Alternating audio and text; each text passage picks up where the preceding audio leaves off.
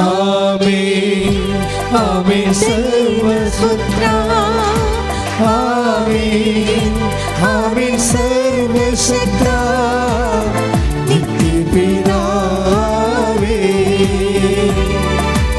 ആമേൻ ആമേൻ യേശുദാതാ ആമേൻ ആമേൻ ദൈവപുത്ര ആമേൻ ആമേൻ സർവശക്ത നിത്യപിതാവേ നിത്യപിതാവേ.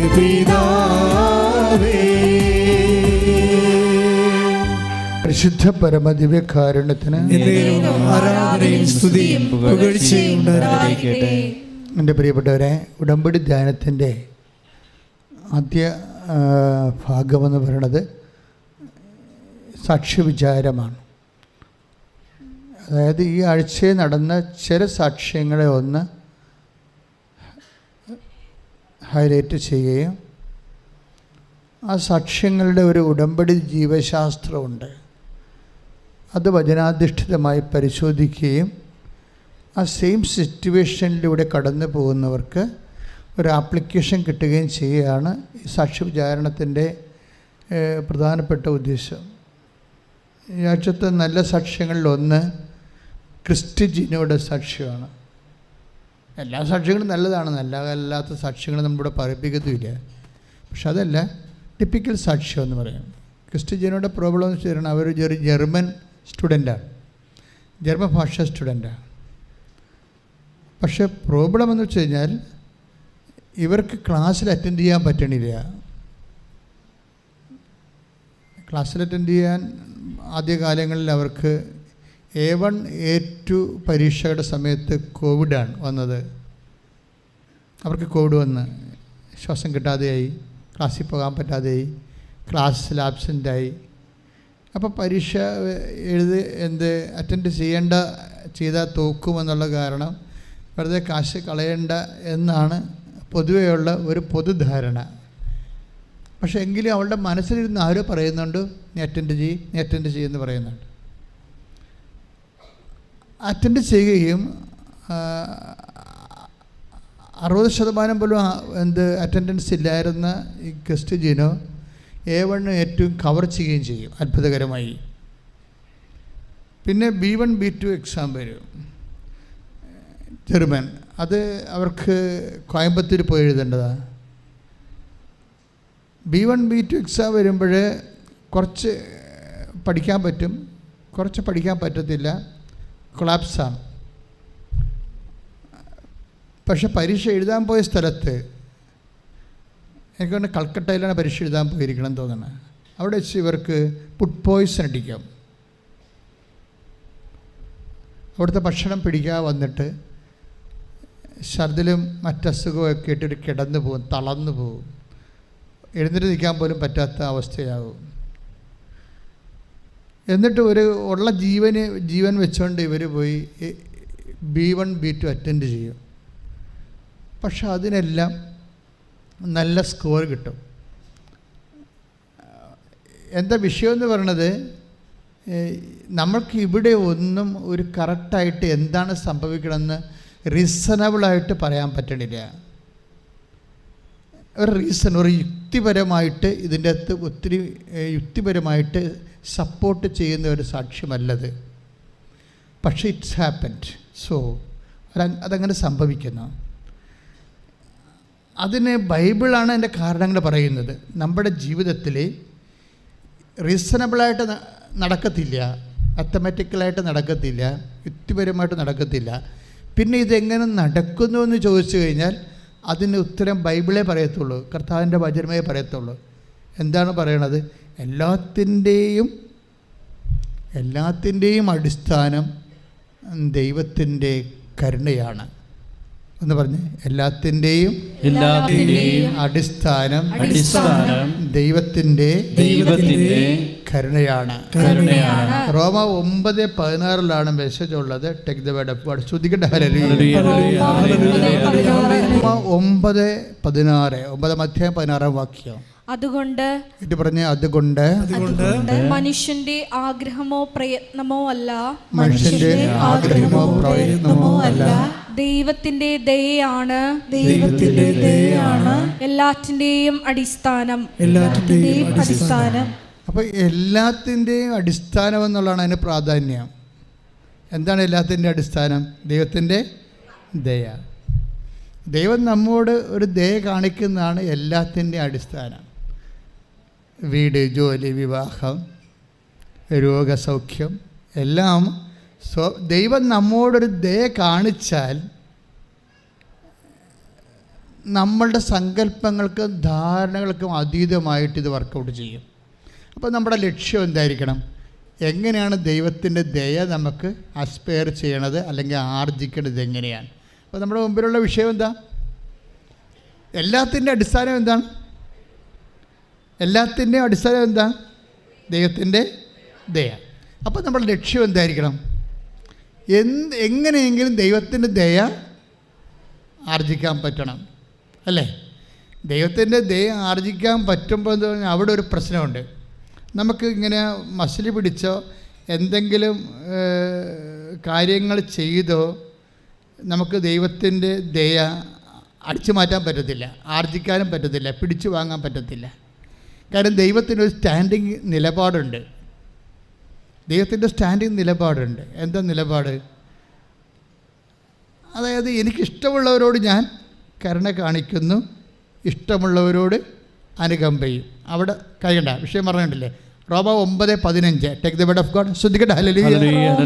9:18. താൻ ഇച്ഛിക്കുന്നവരോട് അവിടുന്ന് കരുണ കാണിക്കുന്നു. ഒന്ന് പറഞ്ഞേ. താൻ ഇച്ഛിക്കുന്നവരോട് അവിടുന്ന് കരുണ കാണിക്കുന്നു. അടുത്തത് അതുപോലെ താൻ ഇച്ഛിക്കുന്നവരെ കഠിന ഹൃദയരാക്കുകയും ചെയ്യുന്നു. ദൈവത്തിൻ്റെ സ്റ്റാൻഡിങ് വർക്ക് പ്രിൻസിപ്പിൾ എന്ന് പറഞ്ഞാൽ എന്താണ്?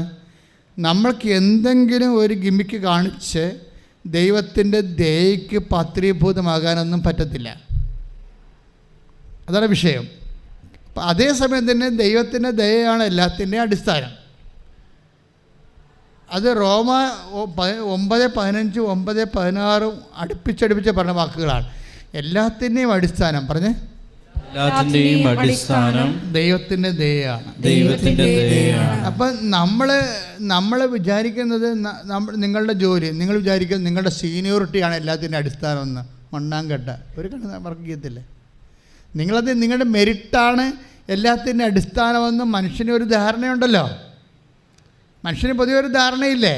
എല്ലാത്തിൻ്റെ അടിസ്ഥാനം നമ്മുടെ മെരിറ്റാണ്, യോഗ്യതയാണ്. പക്ഷേ ബൈബിൾ എന്താ പറയണത്? എല്ലാത്തിൻ്റെ അടിസ്ഥാനം നിൻ്റെ യോഗ്യതയാകണം നിർബന്ധമില്ല. പിന്നെന്താണ്? ദൈവത്തിൻ്റെ. ദാറ്റ് മീൻസ് നിനക്ക് മെരിറ്റ് ഇല്ലെങ്കിലും കർത്താവിൻ്റെ കൃപയുണ്ടെങ്കിൽ അതാണ് നിൻ്റെ മെരിറ്റ്. കൈയടിച്ച് കർത്താവിനെ ഈ വചനത്തിൻ്റെ കൂടെ ചേർത്ത് വെക്കുന്ന സാക്ഷ്യങ്ങളാണ്. കഴിഞ്ഞ ദിവസത്തെ ഒരു സാക്ഷ്യം ഒരു പത്തനംതിട്ടയിലെ ഒരു സിബി മാത്യുവിൻ്റെ സാക്ഷ്യമാണ്. സിബി മാത്യുവിൻ്റെ പ്രശ്നം എന്താണ്? അദ്ദേഹം 2018 പ്രളയത്തിൽ, നമുക്കറിയാം പത്തനംതിട്ട ചെങ്ങന്നൂർ ഭാഗങ്ങളൊക്കെ പ്രളയത്തിൻ്റെ ഏറ്റവും വലിയ കെടുതി അനുഭവിച്ച സ്ഥലങ്ങളാണ്. അപ്പോൾ അദ്ദേഹത്തിൻ്റെ ഫാക്ടറിയും അദ്ദേഹത്തിൻ്റെ കമ്പനിയും എല്ലാം ഒഴുകിപ്പോയി, നശിച്ചു പോയി. അദ്ദേഹം വലിയ കടത്തിലും, 2 തരത്തിൽ കടങ്ങൾ വന്ന്. ഒന്ന് ബാങ്കുകാർ ജപ്തിയിലാക്കി, വസ്തു ഉള്ളതാ പോയി, അവശേഷിക്കുന്നത് ബാങ്കുകാർ ജപ്തിയിലാക്കി. അതേസമയം തന്നെ പ്രൈവറ്റ് ലോൺസ് അദ്ദേഹം കൊടുക്കാനുണ്ടായിരുന്ന ആൾക്കാരെല്ലാം അദ്ദേഹത്തിൻ്റെ വീട് വളഞ്ഞ് വളരെ മാന്യമായി ജീവിച്ച് ഒരു മനുഷ്യനാണ്. അത് പറയുമ്പോൾ അദ്ദേഹത്തിൻ്റെ ചങ്കിങ്ങനെ പെട്ടെന്ന് കണ്ണിങ്ങനെ നിറയും. കാര്യം വളരെ മാന്യമായ രീതിയിൽ ജീവിച്ചതാണ്. പക്ഷെ ഒരു പ്രളയം വന്നതോടുകൂടി ലൈഫ് ഇങ്ങനെ തിരിച്ചു വെച്ച പോലെ എന്തൊക്കെയാണ് പോയത്? അദ്ദേഹത്തിൻ്റെ എല്ലാ സ്ഥാവര ജംഗമ വസ്തുക്കളും അസ്ഥി ഭദ്രതകളും എല്ലാം പോയിട്ട് അദ്ദേഹം വലിയ കൂടിയ കടക്കാരനായി മാറിയിട്ട് ബാങ്ക് ജപ്തിയാകാൻ പോകുന്നു. ജപ്തി നോട്ടീസ് ഇട്ട് ഡേറ്റ് ഇട്ട്. അതേസമയം തന്നെ അദ്ദേഹത്തിന് പ്രൈവറ്റ് കടക്കാരെല്ലാം അദ്ദേഹത്തിൻ്റെ വീട് വളയും. അപ്പോൾ ഇങ്ങനെ ഒരു വല്ലാത്ത സിറ്റുവേഷനിൽ ആരോ പറഞ്ഞിട്ടാണ് അദ്ദേഹം അവസാനത്തെ ഒരു കച്ചിത്തുരുമ്പ് പോലെ ഉടമ്പടി എടുക്കുന്നത്. ഉടമ്പടി എടുത്ത ദിവസം കഴിഞ്ഞിട്ട് പിന്നീട് അദ്ദേഹം അത് കൊണ്ടുവന്ന് ഒരാഴ്ച കഴിഞ്ഞപ്പോൾ, ഒരാഴ്ചക്ക് മുമ്പാണ് ഉടമ്പടി എടുക്കുന്നത്. അപ്പോൾ അദ്ദേഹത്തിൻ്റെ അത് നിക്കക്കളിയില്ലാതെ വീടുകളിൽ ആളിങ്ങനെ കടക്കാരെപ്പോഴും വന്ന് നാണം കെടുത്താൻ തുടങ്ങിയപ്പോൾ അദ്ദേഹം ഇവിടെ വന്ന് ഈ ഉടമ്പടി എടുത്ത പേപ്പറുമായിട്ട് വന്ന്, അപ്പോൾ ഞാൻ ഈ ഉടമ്പടി ജപ്തി പേപ്പർ കൊണ്ടുപോയി അമ്മയെടുത്ത് ഏൽപ്പിച്ചു. നമുക്ക് ചെയ്യാൻ കഴിയുന്ന ഏറ്റവും അർത്ഥവത്തായ ഒരു കാര്യമാണ് വിശ്വാസിയെ സംബന്ധിച്ച്. അവിശ്വാസിയെ സംബന്ധിച്ചിടത്തോളം ഇതെന്ത് പരിപാടിയാണെന്ന് തോന്നിപ്പോകും. പക്ഷേ വിശ്വാസിയെ സംബന്ധിച്ചിടത്തോളം അത് വേറെ ലൈനിലാണ് അത് പോണത്. കാര്യം നമുക്ക് വേറെ ഒരു മെറിറ്റില്ല. വചനം എന്താ പറയണത്? റോമ 9:16 എന്താ പറയണത്? എല്ലാത്തിൻ്റെ അടിസ്ഥാനം ദൈവത്തിൻ്റെ കാരുണ്യമാണ്. അതാണ് സംഭവം. നമ്മൾ എന്തുകൊണ്ടാണ് ഇത് എല്ലാ അമ്മയെ ത്രൂ, കാര്യം ദൈവത്തിൻ്റെ തിരുസഭ അമ്മയേക്കാൾ വലിയ മാധ്യസ്ഥയില്ല, നമുക്കറിയാം. അപ്പോൾ അതുകൊണ്ട് തന്നെ എല്ലാം അമ്മയുടെ അടുത്ത് സമർപ്പിച്ച് കഴിയുമ്പോൾ കാര്യത്തിൽ നമ്മൾക്ക് മെറിറ്റ് ഇല്ലെങ്കിൽ, ഇപ്പം നമുക്ക് മെറിറ്റ് ഉണ്ടെങ്കിൽ ഓക്കെ, നമുക്ക് ഈശോയോട് ഡയറക്റ്റ് ഇൻട്രാക്ട് ചെയ്യാൻ പറ്റും. മെറിറ്റ് ഇല്ലെങ്കിൽ നമ്മൾ എന്ത് ചെയ്യും? കാര്യം നമ്മുടെ ജീവിതത്തിൽ നമ്മൾ എത്ര കൊലകൊമ്പനായാലും ചിലപ്പോൾ നമുക്ക് നമ്മുടേതായിട്ടുള്ള യോഗ്യത ഇല്ലാതാണ്ട് വരും. അതുകൊണ്ടാണ് യോഗ്യതയില്ലാത്ത ഒരു അവസ്ഥ വന്നാലാണ് മരിയൻ കവനൻറ്റിൻ്റെ പ്രസക്തി വരണത്. നമ്മളതുകൊണ്ട് നമ്മളൊന്നും കാണുന്നില്ല. ഞാൻ ആ ജപ്തി പേപ്പർ 2 കോടി ജപ്തി പേപ്പർ കൊണ്ടുവന്ന് മാതാവിൻ്റെ അടുത്ത് വെച്ചിട്ട് ഒരു വിശ്വാസ പ്രമാണം ചൊല്ലി ഒരു സമർപ്പണ പ്രാർത്ഥനയും ചൊല്ലിയിട്ട് തിരിച്ചു കൊടുക്കുമ്പോൾ എന്താ സംഭവിക്കണത്? തിരിച്ചു കൊടുക്കുമ്പോൾ തന്നെ അദ്ദേഹത്തിന് ഒരു വെളിച്ചം കിട്ടും പെട്ടെന്ന്. എന്താണ്? ഒരു 6 മാസത്തിന് മുമ്പ് മറ്റ് ഒരു ഫ്രണ്ടിനെ അദ്ദേഹം പരിചയപ്പെട്ടിരുന്നു. ജസ്റ്റ് റീസെൻ്റാണ്, കാഷ്വലായിട്ട് അങ്ങനെ പരിചയപ്പെട്ടതാണ്, ജസ്റ്റ് റീസെൻ്റ്. എന്താ പ്രോബ്ലം വെച്ച് കഴിഞ്ഞാൽ, നിന്നെ രക്ഷിക്കാനുള്ള നീ ദൈവത്തിൻ്റെ ഒരു വഴികളിലേക്ക് പോകുന്ന വ്യക്തിയാണ് എന്ന് ദൈവത്തിന് തോന്നിയാൽ, നാളെ കാലം നിനക്കൊരു അപകടം ഉണ്ടാകാൻ സാധ്യതയുണ്ടെന്ന് ദൈവത്തെ മനസ്സിലായാൽ, ദൈവം ആ വിഷയം നിന്നെ രക്ഷിക്കാനുള്ള വഴികൾ സെറ്റ് ചെയ്ത് വെച്ചേക്കും. പക്ഷേ നീ ഡോണ്ട് കെയർ ആയാൽ, ദൈവത്തിനേക്കാൾ വലിയ എൻ്റെ കഴിവാണ്, എൻ്റെ ബുദ്ധിയാണ്, എൻ്റെ ശക്തിയാണ്, അമേരിക്കയിലും കാനഡയിലും ഒക്കെ ഉള്ള എൻ്റെ ബന്ധുക്കളാണെന്നൊക്കെ പറഞ്ഞിരുന്നാൽ നീ ദൈവത്തിനെ അവോയ്ഡ് ചെയ്താൽ നീ ദൈവം നിനക്ക് വേണ്ടി ഒരുക്കിയിരിക്കുന്ന പദ്ധതി വെളിപ്പെടുത്തത്തില്ല. കാര്യം എന്താണ്? പന്നിയുടെ മുമ്പിൽ കൊണ്ടുപോയി രത്നങ്ങൾ വിതറുന്നതെന്ന് ഈശോ നേരത്തെ പറഞ്ഞത് ദൈവത്തിൻ്റെ നിലപാടാണത്. നിങ്ങളുടെ മുത്തുകൾ പന്നികളുടെ മുമ്പിൽ വിതറരുത്. Take the bed of God. ശ്രുതികട്ടെ. ഹല്ലേലൂയ.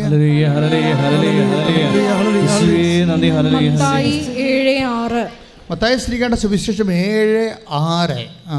നിങ്ങളുടെ മുത്തുകൾ പന്നികൾക്ക് ഇട്ടുകൊടുക്കരുത്. അത് പറഞ്ഞാൽ നിങ്ങളുടെ മുത്തുകൾ പന്നികൾക്ക് ഇട്ടുകൊടുക്കരുത്. അവ അത് ചവിട്ടി നശിപ്പിക്കുകയും തിരിഞ്ഞ് നിങ്ങളെ ആക്രമിക്കുകയും ചെയ്തേക്കാം. അപ്പൊ ദൈവത്തിന്റെ മനസ്സിലിരിപ്പ് കൃത്യമല്ലേ? ഇത് ഈ കളി അറിയാതെ കളിച്ചാൽ കൈ പൊള്ളാൻ സാധ്യതയുണ്ട്. ഇത് വെച്ച് കഴിഞ്ഞാൽ നമ്മളൊരു പന്നിയാണെന്ന് വിചാരിച്ചോ. ദൈവത്തിന് എന്താ വെച്ചാൽ പന്നിയുടെ സ്വഭാവം എന്താണ്? ചുമ്മാ വെട്ടി വിഴുങ്ങുക, കുറേ പ്രസവിക്കുക. ആ പ്രസവിക്കണ കൊച്ചിനെ തന്നെ തിന്നുക. പന്നിയുടെ സ്വഭാവം അതാണല്ല. നമ്മൾ നോക്കിയിരുന്ന ഒരു 21 കുഞ്ഞുങ്ങളൊക്കെ പ്രസവിക്കും, പക്ഷേ കിട്ടണ 7 എണ്ണമാണ്. ബാക്കിയെല്ലാം അത് രാത്രി അടിച്ചു കളയും, തന്നെത്താൻ അടിച്ചു കളയും. സ്വന്തം കുഞ്ഞിനെയാണ് തിന്നണമെന്ന് പോലും അതിന് ബോധമില്ല. ഇങ്ങനെയുള്ളൊരു വ്യക്തിയാണ് നീയെങ്കിൽ തീർച്ചയായിട്ടും നിനക്ക് ദൈവിക വഴികൾ വെളിപ്പെട്ട് കിട്ടത്തില്ല. കാര്യം എന്താണ്? ദൈവം അത് വെളിപ്പെടുത്തത്തില്ല. കാര്യം വെളിപ്പെടുത്തിയിട്ട് കാര്യമില്ല. അങ്ങനെ വെളിപ്പെടുത്തി തന്നാൽ പോലും നീ പറയും നിൻ്റെ കേമത്വമാണെന്ന് പറയും.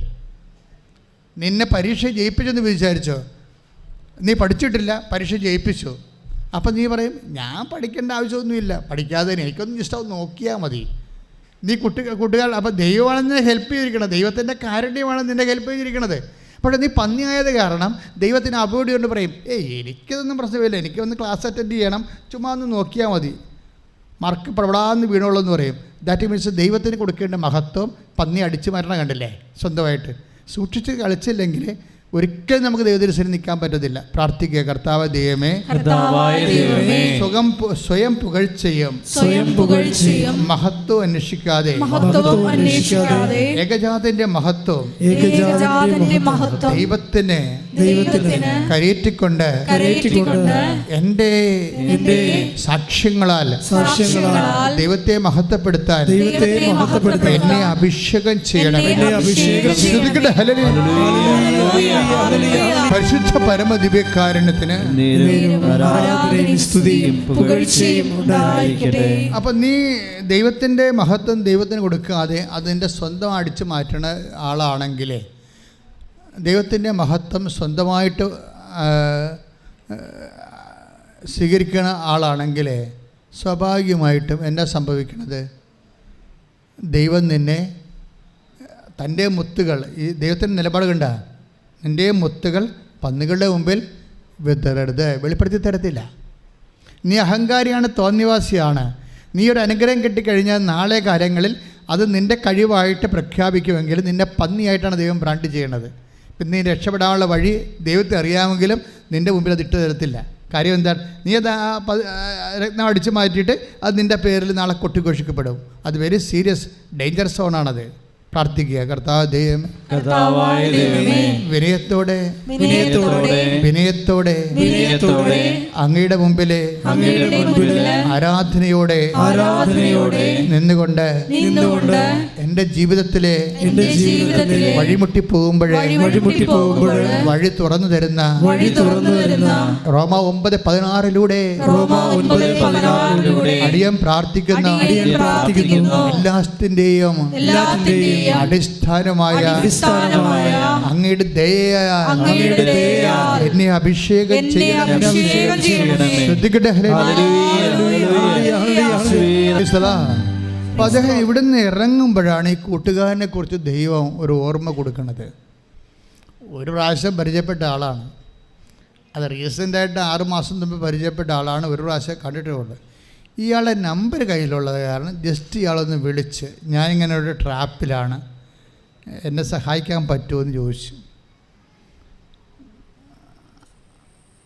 ഉടനെ എടുത്ത വായിക്കും. അടുത്ത മറുപടി എന്താണെന്ന് അറിയാമോ? നിങ്ങളുടെ അക്കൗണ്ട് നമ്പറും ഇട്ട് തരാൻ പറയും. കോടികളുടെ ബാധ്യതയാണെന്ന് മനസ്സിലാക്കണം.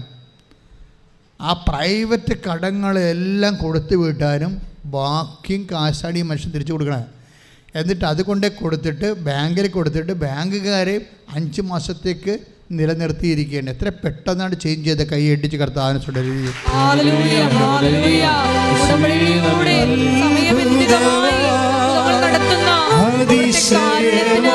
നന്ദി പറയുന്നു.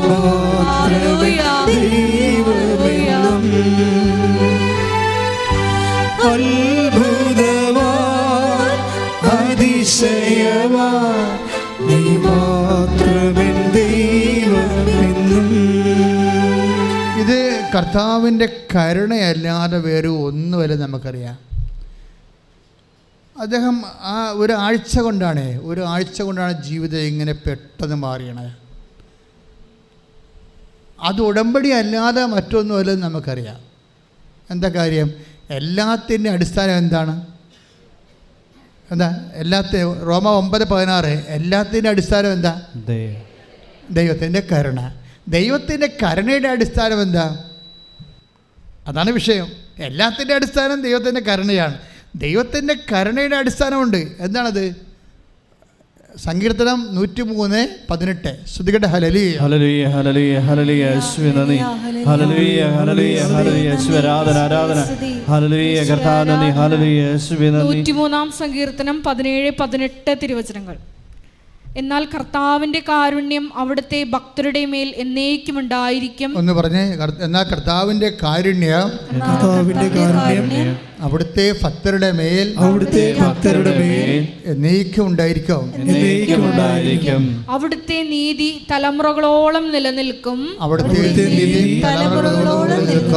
അവിടുത്തെ ഉടമ്പടി പാലിക്കുന്നവരുടെയും അവിടുത്തെ കൽപ്പനകൾ ശ്രദ്ധാപൂർവം അനുസരിക്കുന്നവരുടെയും മേൽ തന്നെ. ആദ്യ വചനം എന്താണ്? 17 എന്താണ്? കർത്താവിന്റെ കാരുണ്യം അവിടുത്തെ ഭക്തരുടെ മേൽ എന്നേക്കും ഉണ്ടായിരിക്കും. കർത്താവിന്റെ കാരുണ്യം അവിടുത്തെ ഭക്തരുടെ മേൽ എന്നേക്കും ഉണ്ടായിരിക്കും. അപ്പൊ കർത്താവിന്റെ കാരുണ്യം നമ്മുടെ മേൽ ഉണ്ടായിരിക്കും. പക്ഷെ അതേസമയം അത് ഉണ്ടാകാൻ വേണ്ടിയുള്ള കാരണം എന്താണ്? അതാ 18 പറയണത്. എന്താ പറയണത്? അവിടുത്തെ ഉടമ്പടി പാലിക്കുന്നവരുടെയും അവിടുത്തെ കൽപ്പനകൾ ശ്രദ്ധാപൂർവം അനുസരിക്കുന്നവരുടെയും മേൽ തന്നെ. ഈ രണ്ട് വചനം നമ്മൾ ലിങ്ക് ചെയ്തത് എന്താണെന്ന് അറിയാവോ? ഇപ്പൊ റോമ 9:16 പറഞ്ഞത് എന്താണ്? എല്ലാത്തിൻ്റെ അടിസ്ഥാനം എന്താണ്? കർത്താവിൻ്റെ കാരുണ്യമാണ്. അതാണ് റോമ 9:16. അതിൻ്റെ കൂടെ ലിങ്കാക്കണത് എന്താണ്? സങ്കീർത്തനം 103:18 എന്താണ്? എല്ലാത്തിൻ്റെ അടിസ്ഥാനം കർത്താവിൻ്റെ കാരുണ്യമാണ്. കർത്താവിൻ്റെ കാരുണ്യം ആരുടെ മേലുണ്ടാവും? അവിടുത്തെ ഭക്തരുടെ മേൽ. പിന്നെ ആരുടെ മേലാണ്? അവിടുത്തെ ഉടമ്പടി അനുസരിക്കുന്നവർ. അപ്പോൾ എല്ലാത്തിൻ്റെ അടിസ്ഥാനം എന്താണ്? ഉടമ്പടിയാണ്. കൈയടിച്ച് കർത്താവിനെ. അതായത് ഇപ്പം നമ്മൾ ഒരു കൃത്യമായിട്ട് വളരെ ലോജിക്കായിട്ട് വിഷയം കണ്ടു. എന്താണ്? റോമ 9:15 ദൈവം തനിക്ക് ഇഷ്ടമുള്ളവരോട് കാരുണ്യം കാണിക്കുന്നു, അതുപോലെ ഇഷ്ടമുള്ളവരോട് അനുകമ്പ ചെയ്യും. പക്ഷേ ദൈവത്തിന് ഇഷ്ടമുള്ള വ്യക്തികളായി മാറാൻ എന്താണ് നമ്മുടെ മാർഗം? അത് പ്രത്യേകിച്ച് മാർഗമൊന്നുമില്ല. എന്താ കാര്യം? നമ്മൾക്ക് ഇഷ്ടപ്പെടുന്ന രീതിയിലുള്ള ഒരു പാക്കേജ് ഉണ്ടാക്കി ദൈവത്തിനെ കൊണ്ട് ഇഷ്ടപ്പെടുത്താൻ പറ്റത്തില്ല.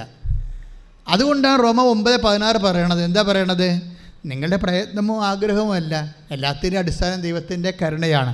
പക്ഷേ ദൈവത്തിൻ്റെ കരുണയുടെ അടിസ്ഥാനം എന്താണ്? സങ്കീർത്തനം 103:18 ദൈവത്തിൻ്റെ കരുണയുടെ അടിസ്ഥാനം അവിടുത്തെ ഉടമ്പടിയാണ്. സ്തുതിക്കട്ടെ, ഹല്ലേലൂയ. അപ്പോൾ ഉടമ്പടിയിൽ എപ്പോഴും വരേണ്ടത് ഒരു വിഷയം എന്ന് വെച്ചാൽ കഷ്ടപ്പാട് പെരുകുമ്പോഴാണ് ഉടമ്പടി ദൈവത്തിൻ്റെ മനസ്സിൽ നമ്മളുമായിട്ട് ഉടമ്പടി ചെയ്യണമെന്നുള്ള ഒരു മനസ്സ് രൂപപ്പെട്ട് വരണത്. കഷ്ടപ്പാട് ഉടമ്പടിയും തമ്മിൽ കുറേ ബന്ധമുണ്ട്. ശ്രുതിയുടെ മക്കളെ, പരിശുദ്ധ പരമ ദിവ്യകാരുണ്യത്തിന്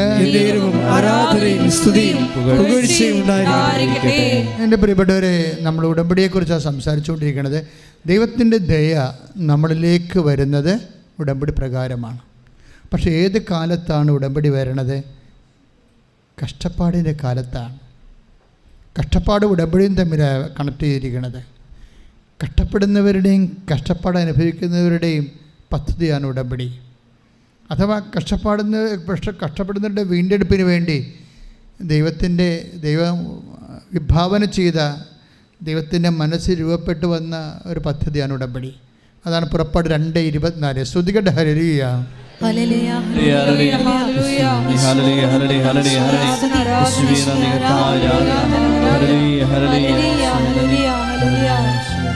പുറപ്പാട് 2:24 ദൈവം അവരുടെ ദീനരോദനം ശ്രവിക്കുകയും എന്ന് പറഞ്ഞ് ദൈവം അവരുടെ ദീനരോദനം ശ്രവിക്കുകയും അബ്രാഹത്തോടും ഇസഹാക്കിനോടും യാക്കോബിനോടും ചെയ്ത ഉടമ്പടി ഓർമ്മിക്കുകയും ചെയ്തു. കഷ്ടപ്പാടും ദിനാരോധന ഉടമ്പടിയുമായിട്ട് കണ്ടിരിക്കണേ. നമ്മളൊരു ഉടമ്പടിയിലാണെങ്കിൽ നമ്മുടെ കഷ്ടപ്പാടിൻ്റെ കാലത്ത് ദൈവം തീർച്ചയായിട്ടും ഉടമ്പടി ഓർക്കും. പറഞ്ഞു മനസ്സിലായ? നമ്മൾ വളരെ സീരിയസ് ആയിട്ട് ഉടമ്പടി കാണേണ്ടത്. നിങ്ങൾ ഈ IELTS പാസ്സാകാനും വസ്തു വിൽക്കാനും മകളെ കെട്ടിക്കാനും വേണ്ടി പെട്ടെന്ന് തരികയുടെ എന്തെങ്കിലും പരിപാടി കാണിച്ചിട്ട് വീണ്ടും നിങ്ങൾ പഴയ അതെല്ലാം കാര്യം കണ്ടു കഴിയുമ്പോൾ പഴയ ഉടായിപ്പായിട്ടൊക്കെ ജീവിച്ചാൽ നിങ്ങൾ ദൈവം ഓർക്കത്തില്ല. ഉടമ്പടി ഓർക്കാൻ പറ്റിയ, ദൈവം ഓർക്കാൻ പറ്റിയ നമ്മൾ രക്ഷപ്പെട്ട്. ഉടമ്പടിയുടെ രണ്ടാമത്തെ ആക്ടിവേഷൻ പ്രിൻസിപ്പിൾ ഓർമ്മയാണ്. നിങ്ങൾ ദൈവത്തോട് ചെയ്ത ഉടമ്പടി ദൈവം ഓർക്കണത് പലപ്പോഴും നിങ്ങളുടെ കഷ്ടപ്പാടിൻ്റെ കാലത്ത് ദൈവം ഓർക്കും. കഷ്ടപ്പാടിൻ്റെ കാലത്ത് ദൈവം അത് ഓർക്കും. പക്ഷെ ഒരു കാര്യമുണ്ട്, നമ്മൾ ഓർക്കണമെങ്കിൽ ദൈവത്തിരുസന്നിധി ദൈവത്തെ, ഇപ്പോൾ കഴിഞ്ഞ ദിവസം ഒരു സാക്ഷ്യമുണ്ടായി. ശ്രുതികടെ മക്കളെ യേശു സ്തോത്രം. ഹല്ലേലൂയ, ഹല്ലേലൂയ, ഹല്ലേലൂയ. പരിശുദ്ധ പരമ ദിവ്യകാരുണ്യത്തിന് നേരവും ആരാധനയും സ്തുതിയും പുകഴ്ചയും ഉണ്ടായിരിക്കട്ടെ. സങ്കീർത്തനം 106:45 ഉടമ്പടി ഓർക്കുന്ന വിധം പറയുകയാണ്. ഉടമ്പടി ദൈവം ഓർക്കണം. നമ്മൾ എന്തുകൊണ്ടാണ് ഉടമ്പടിക്ക് പറ്റുന്ന രീതിയിലുള്ളൊരു ജീവിതം ക്രമീകരിച്ച് പോണത്? നമ്മുടെ കഷ്ടപ്പാടിൻ്റെ സമയത്ത് ദൈവം നമ്മുടെ ഉടമ്പടി ഓർക്കണം. ഉടമ്പടി ആക്ടിവേറ്റ് ചെയ്യണത് ഉടമ്പടി ദൈവം ഓർക്കുമ്പോഴാണെന്ന് വീണ്ടും സങ്കീർത്തനം 106:45 ശ്രദ്ധിക്കട്ടെ. 106 സങ്കീർത്തനം 45 തിരുവചനം. അവിടുന്ന് അവർക്ക് വേണ്ടി തന്റെ ഉടമ്പടി ഓർമ്മിച്ചു. പറഞ്ഞേ, അവിടുന്ന് അവർക്ക് വേണ്ടി തന്റെ ഉടമ്പടി ഓർമ്മിച്ചു. തന്റെ കാരുണ്യാതിരേകം മൂലം അവിടുത്തെ മനസ്സലിഞ്ഞു. കഴിഞ്ഞ ദിവസം ഒരു സാക്ഷ്യം ഉണ്ടായി ഇവിടെ. ആ ദൈവത്തിൻ്റെ മനസ്സലിയിപ്പിക്കുന്ന സാക്ഷ്യം. അതായത് അദ്ദേഹം ഓൺലൈൻ ഉടമ്പടിയാണ് എടുത്തിരിക്കുന്നത്. അതായത് ഓൺലൈൻ ഉടമ്പടി എടുക്കാൻ കാരണം അദ്ദേഹത്തിന് മക്കളില്ല. മനുവിൻ്റെ ഒരു സാക്ഷ്യമാണ്. അതായത് ഓൺലൈൻ ഉടമ്പടി എടുക്കുന്നുമ്പോൾ അദ്ദേഹം കുറച്ച് കാര്യങ്ങൾ ചെയ്ത്, തീർത്ഥാടന ഉടമ്പടിയല്ല, ഓൺലൈൻ ഉടമ്പടി. അദ്ദേഹം പള്ളിയിൽ പോയി കുമ്പസാരിച്ചു. ഒന്ന് ചിന്തിച്ച് നോക്കിയേ. അവിടെയാണ് വിഷയം. ദൈവം നിങ്ങളുടെ ഉടമ്പടി ഓർക്കാത്തതിൻ്റെ കാരണം എന്താണെന്ന് നിങ്ങൾക്ക് മനസ്സിലാവും. ഇവിടെ മനുഷ്യന്മാർ ദൈവതിരുസന്നിധിയിൽ ഉടമ്പടി എടുക്കുന്ന രീതികളുണ്ട്. ഓൺലൈൻ ഉടമ്പടി എടുക്കുകയും അദ്ദേഹം ഓൺലൈൻ ഉടമ്പടി കമ്പ്യൂട്ടറെ കുത്തി എടുക്കാൻ പോവുകയാണ്. എടുക്കുന്ന മുമ്പ് തന്നെ അദ്ദേഹം അതിൽ വിശ്വസിക്കുന്നു. ഞാൻ ദൈവത്തോട് ഓൺലൈനായിട്ട് ബന്ധപ്പെടാൻ പോവുകയാണ്, ദൈവം എന്നെ സഹായിക്കുമെന്ന് ആ മനുഷ്യൻ്റെ മനസ്സ് അദ്ദേഹത്തിന് അറിവ് കൊടുക്കുകയാണ്. നമ്മുടെ മനസ്സ് നമ്മളെ ദൈവം അനുഗ്രഹിക്കുമെങ്കിലേ നമുക്കറിയാൻ പറ്റും. അതൊരു അഭിഷേക ലെവലിൽ വന്നാൽ കിട്ടിയാൽ മതി. നമ്മളിത് കഴിഞ്ഞിട്ട് യൂസ് ആൻഡ് ത്രോ, പിന്നെ അതിനെക്കുറിച്ച് അന്വേഷിക്കണില്ല, തിരക്കണില്ല. നമ്മൾ പഴയതുപോലെ പന്നിയുടെ ജീവിതമാണെങ്കിൽ നമ്മൾ ഓർക്കത്തില്ല. കാര്യം ഓർപ്പിക്കണതിൻ്റെ പ്രശ്നം ആ ഫാക്കൽറ്റിയും ഡിപ്പാർട്ട്മെൻറ്റും വേറെയാണ്. പരിശുദ്ധാത്മാവാണ്, അതാണ് വിഷയം. പരിശുദ്ധാത്മാവ് ഓർമ്മയുമായിട്ടാണ് ബന്ധം. ഈശോ അത് പറയുന്നുണ്ട്. Take the bed of God 16:26 ശ്രദ്ധിക്കട്ടെ. 14:26 യോഹന്നാൻ. എന്നാൽ ഇത് പറഞ്ഞേ, എൻ്റെ നാമത്തിൽ പിതാവ് അയക്കുന്ന സഹായകനായ പരിശുദ്ധാത്മാവ്. പരിശുദ്ധാത്മാവ് ആരാണ്? സഹായൻ. എന്ത് സഹായമാണ് ചെയ്യണമെന്ന് താഴെയുണ്ട്, ശ്രദ്ധിക്കണം. ഏറ്റു പറഞ്ഞ്, എന്നാൽ എന്റെ നാമത്തിൽ പിതാവ് അയക്കുന്ന സഹായനായ പരിശുദ്ധാത്മാവ് എല്ലാ കാര്യങ്ങളും നിങ്ങളെ പഠിപ്പിക്കുകയും ഞാൻ നിങ്ങളോട് പറഞ്ഞിട്ടതല്ല നിങ്ങളെ അനുസ്മരിപ്പിക്കുകയും ചെയ്യാം. ഞാൻ നിങ്ങളോട് പറഞ്ഞിട്ടുള്ളതല്ല നിങ്ങളെ അനുസ്മരിപ്പിക്കുകയും ചെയ്യും. കൈയടിച്ച് കർത്താവിനെ ശ്രദ്ധിക്കട്ടെ. പരിശുദ്ധ പരമ ദിവ്യകാരുണ്യത്തിന് നിങ്ങളുടെ കാര്യം മനസ്സിലാക്കണം. ആ വ്യക്തി പെട്ടെന്ന് ഉടമ്പടിയെക്കുറിച്ച് കേട്ടപ്പോൾ അത് ഓൺലൈൻ എടുക്കാൻ പോകുമ്പോൾ തന്നെ മനസ്സിൽ പരിശുദ്ധാത്മ പറയും, ഓൺലൈൻ ഉടമ്പടി എടുക്കുന്ന മുമ്പ് തന്നെ നീ ദൈവത്തിന് വഴിയൊരുക്കണം, ദൈവത്തിന് പ്രവർത്തിക്കാനുള്ള മാനസികാവസ്ഥ, ആത്മീയാവസ്ഥ ഉണ്ടാക്കണം. ഉടനെ അവൻ പോയി കുമ്പസാരിക്കാതെ ഇയാൾ വേറൊരു കാര്യം ചെയ്തു. എന്താണെന്നറിയാം, വീട്ടിൽ വന്നിട്ട് അച്ഛന്മാർ വീട് വഞ്ചരിക്കാൻ വന്ന രീതിയിൽ വീടെല്ലാം അടിച്ച് ക്ലീനാക്കി വൃത്തിയാക്കി. അതായത് വീടെല്ലാം നല്ല ക്ലീനാക്കിയിട്ടാണ് ഈ മനുഷ്യൻ തൻ്റെ മനസ്സും ക്ലീനാക്കി, ആത്മാവിനും ക്ലീനാക്കിയിട്ട്, തൻ്റെ പരിസരവും ക്ലീനാക്കിയിട്ടാണ് ഓൺലൈൻ ഉടമ്പടി എടുക്കുന്നത്. അതിൻ്റെ കാര്യം വെച്ച് കഴിഞ്ഞാൽ അത്രയും ഇടിച്ചുകുത്തി ബോധ്യം ഉള്ളിൽ നിന്ന് പരിശുദ്ധാത്മാവ് നൽകുകയാണ്. ഇതാണ് നിൻ്റെ വഴി, ഇത് കർത്താവ് ഈ ലൈനിൻ്റെ അപ്പുറത്തുണ്ട്, തീർച്ചയായിട്ടും യു വിൽ ബി ബ്ലെസ്ഡ്, തീർച്ചയായിട്ടും യു വിൽ ബി ബ്ലെസ്ഡ്. അതായത് ഈ ഒരു ഭക്തി നമുക്ക് വേണം. ഇതൊരു ഉടമ്പടിയുടെ ഒരു ഭക്തിയാണ്. ഒരു മനുഷ്യൻ ഓൺലൈൻ ഉടമ്പടിയോട് കാണിച്ച ഭക്തിയാണ്. തീർത്ഥാന ഉടമ്പടി എടുത്തിട്ട് പോലും 2 മാസമായിട്ട് കുമ്പസാരിക്കാത്ത പന്നികളുണ്ട്, അത് വേറെ വിഷയം. നമ്മൾ ശ്രദ്ധിക്കണം. അവിടെ ചെന്നപ്പോൾ അച്ഛൻ കണ്ടില്ല, കുറേ ഉടായ്പ പറയും. അവിടെ അച്ഛൻ കണ്ടില്ല, അവിടെ ചെന്നപ്പോൾ നിറച്ച ആളായിരുന്നു, ഇങ്ങനെയൊക്കെ ഓരോ ഉടായ്പ പറയും. ഇതൊന്നും ഏക്കത്തില്ല. നിന്നെ പന്നിയായിട്ട് ദൈവം ബ്രാൻഡ് ചെയ്തിരിക്കുകയാണ്. കാര്യം ഇത്രയും നാളായിട്ട്. കാര്യം ഇതിൻ്റെ പ്രധാനപ്പെട്ട ഒരു വിഷയം ആത്മാവിൻ്റെ വിശുദ്ധീകരണമാണ്. അതിന് ദൈവത്തിന് പ്രാധാന്യമില്ലാതെ നിൻ്റെ വിഷയത്തിന് മാത്രം പ്രാധാന്യം കൊടുക്കുന്ന ആൾക്കാർ ഇതുപോലെ കുമ്പസാരമില്ല, വിശുദ്ധീകരണവും ഇല്ലാതെ പ്രത്യക്ഷീകരണ പ്രാർത്ഥന ചൊല്ലിക്കൊണ്ടിരിക്കും. അങ്ങനെ എന്തുമാത്രം ആൾക്കാരാണ് വെറുതെ ഉടമ്പടി എടുത്ത് പ്രത്യക്ഷീകരണ പ്രാർത്ഥന ചൊല്ലിക്കൊണ്ടിരിക്കും. മറ്റ് നടപടികളൊന്നുമില്ല. അതുകൊണ്ട് ഇതിൻ്റെ താഴെ സംഭവങ്ങളെല്ലാം ഇരിക്കണമെന്ന് വിചാരിച്ചിരിക്കണേ. എന്ന് വെച്ചാൽ ഇതാണ് ചെയ്യാൻ ഈസി, മറ്റൊക്കെ ബുദ്ധിമുട്ടുള്ളതാണ്. ഇത്രയും ബുദ്ധിമുട്ടുള്ള ആൾക്കാർ ഇത്രയും കഷ്ടപ്പെട്ട് ഇങ്ങോട്ട് വരേണ്ട ഒരു കഥയുമില്ല. ഇത് സത്യമായ, നിങ്ങൾക്കറിയാമല്ലോ, കഷ്ടപ്പാടിൻ്റെ കാലത്ത് ദൈവം മനുഷ്യന് വേണ്ടി ചെയ്ത കാരുണ്യമാണ് ഉടമ്പടി. അതാണ് പുറപ്പാടിൻ്റെ പുസ്തകത്തിൽ നമ്മൾ വായിച്ചത്. പുറപ്പാട് 2:24 റീഡ് ഇറ്റ് അഗൈൻ. ശ്രദ്ധിക്കട്ടെ. ഹല്ലേലൂയ ഹല്ലേലൂയ ഹല്ലേലൂയ ഹല്ലേലൂയ. പുറപ്പാട് 2:24. 2:24 ദൈവം അവരുടെ ദീനരോദനം ശ്രവിക്കുകയും അബ്രാഹത്തോടും ഇസ്ഹാക്കിനോടും യാക്കോബിനോടും ചെയ്ത ഉടമ്പടി ഓർമ്മിക്കുകയും ചെയ്തു. അതായത് ഉടമ്പടി ഓർമ്മിക്കുമ്പോൾ നമുക്കറിയാമില്ല, ഉടമ്പടി എന്ന് പറയുമ്പോൾ അതിന് നിലവാരം 90 ദിവസത്തേക്കല്ലത്. അതിൻ്റെ അണ്ടർലൈൻ എന്ന് പറഞ്ഞാൽ എന്നേക്കുമാണ്. നമ്മളിപ്പോൾ ഒരു പ്രത്യേക ആവശ്യത്തെ ബേസ് ചെയ്ത് ഉടമ്പടി ചെയ്യുമ്പോഴാണ് അത് 90 ദിവസമായി വരണത്. ഒരു വ്യക്തിക്ക് ദൈവം നിത്യമായി നിലനിൽക്കുന്ന കാരണം, നിങ്ങളിപ്പോൾ നിങ്ങളുടെ നാട്ടിലുള്ള റിയൽ എസ്റ്റേറ്റുകാരുമായിട്ട് വസ്തു ഇടപാടുണ്ടെങ്കിൽ ആ ഉടമ്പടിക്കൊക്കെ ഡേറ്റ് ഉണ്ട്. കാര്യം അയാളും ചാവും, നിങ്ങളും ചാവും. പക്ഷേ മരിക്കാത്ത ഒരാളുമായിട്ട് നിങ്ങൾ ഉടമ്പടി ചെയ്തിരിക്കണത്. അതുകൊണ്ടാണ് ഉടമ്പടിയെക്കുറിച്ച് പറയുമ്പോഴപ്പോൾ എന്നേക്കും എന്നാണ് പറയണത്. എന്നേക്കും.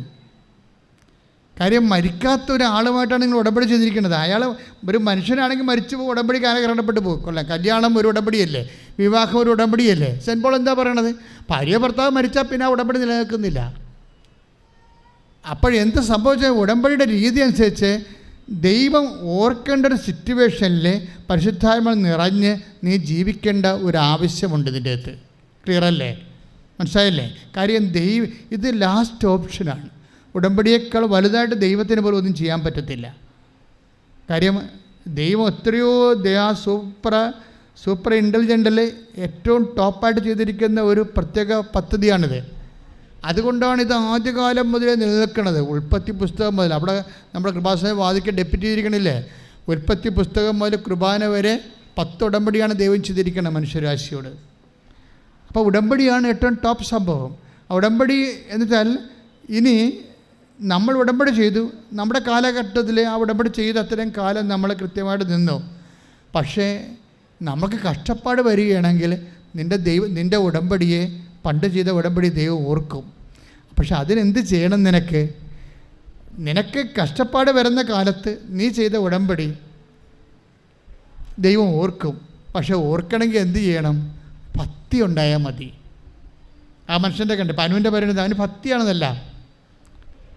എന്താ ഭക്തി? അവൻ ഉടമ്പടി ചെയ്യാൻ, ദൈവമായിട്ട് ഉടമ്പടി ചെയ്യാൻ പോകണമെന്ന് ഓൺലൈൻ ഉടമ്പടി ചെയ്യാൻ പോകുമ്പോൾ തന്നെ പോയി അഭിഷിക്തനെ കണ്ട് തൻ്റെ അപരാധങ്ങൾ ഏറ്റുപറഞ്ഞ് യേശുവിൻ്റെ നാമത്തിൽ മാപ്പാക്കാൻ പ്രാർത്ഥിച്ചു, മാപ്പ് മേടിച്ചു, വീട്ടിൽ വന്ന് വീടടിച്ച് വാരി എല്ലാം ക്ലിയർ ചെയ്ത്. സാക്ഷ്യത്തിൻ്റെ പോക്കതാണ്, അതിൻ്റെ ലെവലതാണ്. വെച്ചാൽ ഓരോ മനുഷ്യന്മാർ ഇപ്പം ഞങ്ങളെ എന്തുകൊണ്ടാണ് എല്ലാ ദിവസവും ഞാൻ ക്ലാസ് കൊടുക്കാൻ കാര്യം? ഞാൻ എല്ലാ ദിവസവും ധ്യാനിപ്പിക്കുന്നുണ്ട് അല്ലേ, എല്ലാ ദിവസവും. എന്തുകൊണ്ടാണ് കാര്യം? ഇത് കുറച്ച് പേർക്കെങ്കിലും ഇതിൻ്റെ ഒരു ഐഡിയ കിട്ടാൻ വേണ്ടിയാണ്. കുറച്ച് പേർക്കെങ്കിലും. ഞാൻ ഉച്ച കഴിഞ്ഞ് വന്ന ആൾക്കാർ ഞാൻ പ്രൊമോട്ട് ചെയ്യണില്ല. ഞങ്ങളിവിടെ 2:30 തന്നെ ക്ലാസ് അവസാനിപ്പിച്ച് കളയും. കാര്യം ഉച്ച കഴിഞ്ഞ് വന്നത് അംഗവും കാണാം, താളിയും പറിക്കാൻ, അളിയനെയും കാണാം, ആലപ്പുഴയും പോകാമെന്നൊക്കെ പറഞ്ഞ് കറങ്ങി തഞ്ഞ് ഒടിഞ്ഞ് മടങ്ങി വരുന്ന ആൾക്കാരില്ലേ, അവന്മാർ നമ്മൾ ഇതിനകത്ത് കൂട്ടണില്ല. കാര്യം അവരിതിൻ്റെ സെക്കൻഡായിട്ടാണിത് കാണുന്നത്. എന്തെങ്കിലും കാര്യങ്ങളുടെ കൂടെ ഒരു സംഭവം കൂടി എടുത്തേക്കാമെന്ന് പറഞ്ഞ് പോയി കാണുകയാണ്. അപ്പോൾ അതുകൊണ്ടാണ് അങ്ങനെ ഒരു സെക്കൻഡ് ഓപ്ഷൻ വെച്ചിരിക്കുന്നത്. കാരണം നമ്മൾ ഒന്നാമത്തെ രാവിലെയുള്ള ഉടമ്പടി, 10:30 ഉടമ്പടി, 2 മണിക്കുള്ള ഉടമ്പടി, അതിന് ഞങ്ങൾ ആവശ്യമായ ക്ലാസ്സും നിർദ്ദേശങ്ങളെല്ലാം നൽകിക്കൊണ്ടിരിക്കും. അവിടെ വെച്ച് സ്റ്റോപ്പ് ചെയ്യുകയും ചെയ്യും. ഉച്ച കഴിഞ്ഞാൽ പിന്നെ ഉടമ്പടി ക്ലാസ്സില്ല. കാര്യം ഇത് അത്രയും സീരിയസ് ആയത് കൊണ്ടാണ്.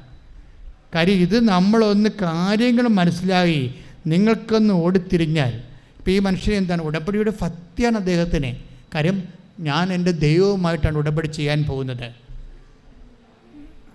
അതുകൊണ്ട് തന്നെ ഞാൻ ഇപ്പോൾ ലെവായുടെ പുസ്തകം നമ്മൾ കഴിഞ്ഞ പ്രാവശ്യം വായിച്ചില്ലേ, എന്താണ്, ഞാൻ പരിശുദ്ധനായിരിക്കുന്ന പോലെ നിങ്ങളും take the bed of God. ശ്രദ്ധിക്കട്ടെ. ഹല്ലേലൂയ ഹല്ലേലൂയ ഹല്ലേലൂയ ഹല്ലേലൂയ ഹല്ലേലൂയ സ്തുതി ഹല്ലേലൂയ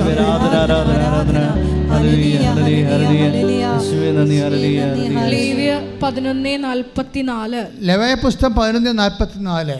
ഞാൻ നിങ്ങളുടെ ദൈവമായ കർത്താവാകുന്നു എന്ന് പറഞ്ഞു. ഞാൻ നിങ്ങളുടെ ദൈവമായ കർത്താവാകുന്ന ഞാൻ നിങ്ങളുടെ ദൈവമായ കർത്താവാകുന്നു. നിങ്ങൾ നിങ്ങളെ തന്നെ വിശുദ്ധീകരിക്കുകയും നിങ്ങൾ നിങ്ങളെ തന്നെ വിശുദ്ധീകരിക്കുകയും പരിശുദ്ധരായിരിക്കുകയും ചെയ്യുവിൻ. കാരണം ഞാൻ പരിശുദ്ധനാകുന്നു. കാരണം ഞാൻ പരിശുദ്ധനാകുന്നു. അതാണ് സംഭവം. ദൈവം പരിശുദ്ധനായ വ്യക്തിയുമായിട്ടാണ് നിങ്ങൾ ഉടമ്പടി ചെയ്യണത്. അപ്പോൾ നിങ്ങളൊരു അതർ കക്ഷിയാണ്. ദൈവം ഒരു കക്ഷി, നിങ്ങളൊരു കക്ഷി. അപ്പോൾ നിങ്ങളാരായിരിക്കണം? നിങ്ങളും പരിശുദ്ധരായിരിക്കും. ആ ഓൺലൈൻ ഉടമ്പടിക്കാരൻ അതാണ് ചെയ്തിരിക്കുന്നത്. അയാൾ ആ വിശുദ്ധി സൂക്ഷിക്കാൻ അദ്ദേഹത്തിൻ്റെ സഭ നിഷ്കർഷിക്കുന്ന മാർഗങ്ങൾ അവലംബിച്ച് അതിനുശേഷം അദ്ദേഹം വീട്ടിൽ വന്ന് കർത്താവ് വീട്ടിലേക്ക് വരുന്നെന്നുള്ളൊരു ബോധം ഉണ്ടായതുകൊണ്ട് വീടെല്ലാം ചവറെല്ലാം മാറ്റി ചപ്പെല്ലാം മാറ്റി അടിച്ച് വൃത്തിയാക്കി മെനയാക്കിയതിന് ശേഷമാണ് അദ്ദേഹം ഉടമ്പടി എടുക്കുന്നത്. അപ്പം അത്രയും ഭക്തിയാണത് കാണിക്കുന്നത്. ഭക്തി വന്നാലുള്ള ഗുണം എന്താ? ഭക്തി വന്നു കഴിഞ്ഞാൽ ഉടമ്പടിയും ഭക്തിയും തമ്മിൽ ബന്ധമുണ്ട്. കാര്യം ഇപ്പം നമ്മൾ വായിച്ചില്ലേ, എന്താണ്, എന്നേക്കും നിലനിൽക്കുമെന്ന് പറഞ്ഞില്ലേ. അത് തന്നെയല്ലേ മാതാവ് അമ്മയും പറഞ്ഞത്. ലുക്ക 1:50, ലുക്ക 1:50. ശ്രദ്ധിക്കട്ടെ. ഹല്ലേലൂയ ലൂക്ക 1:50.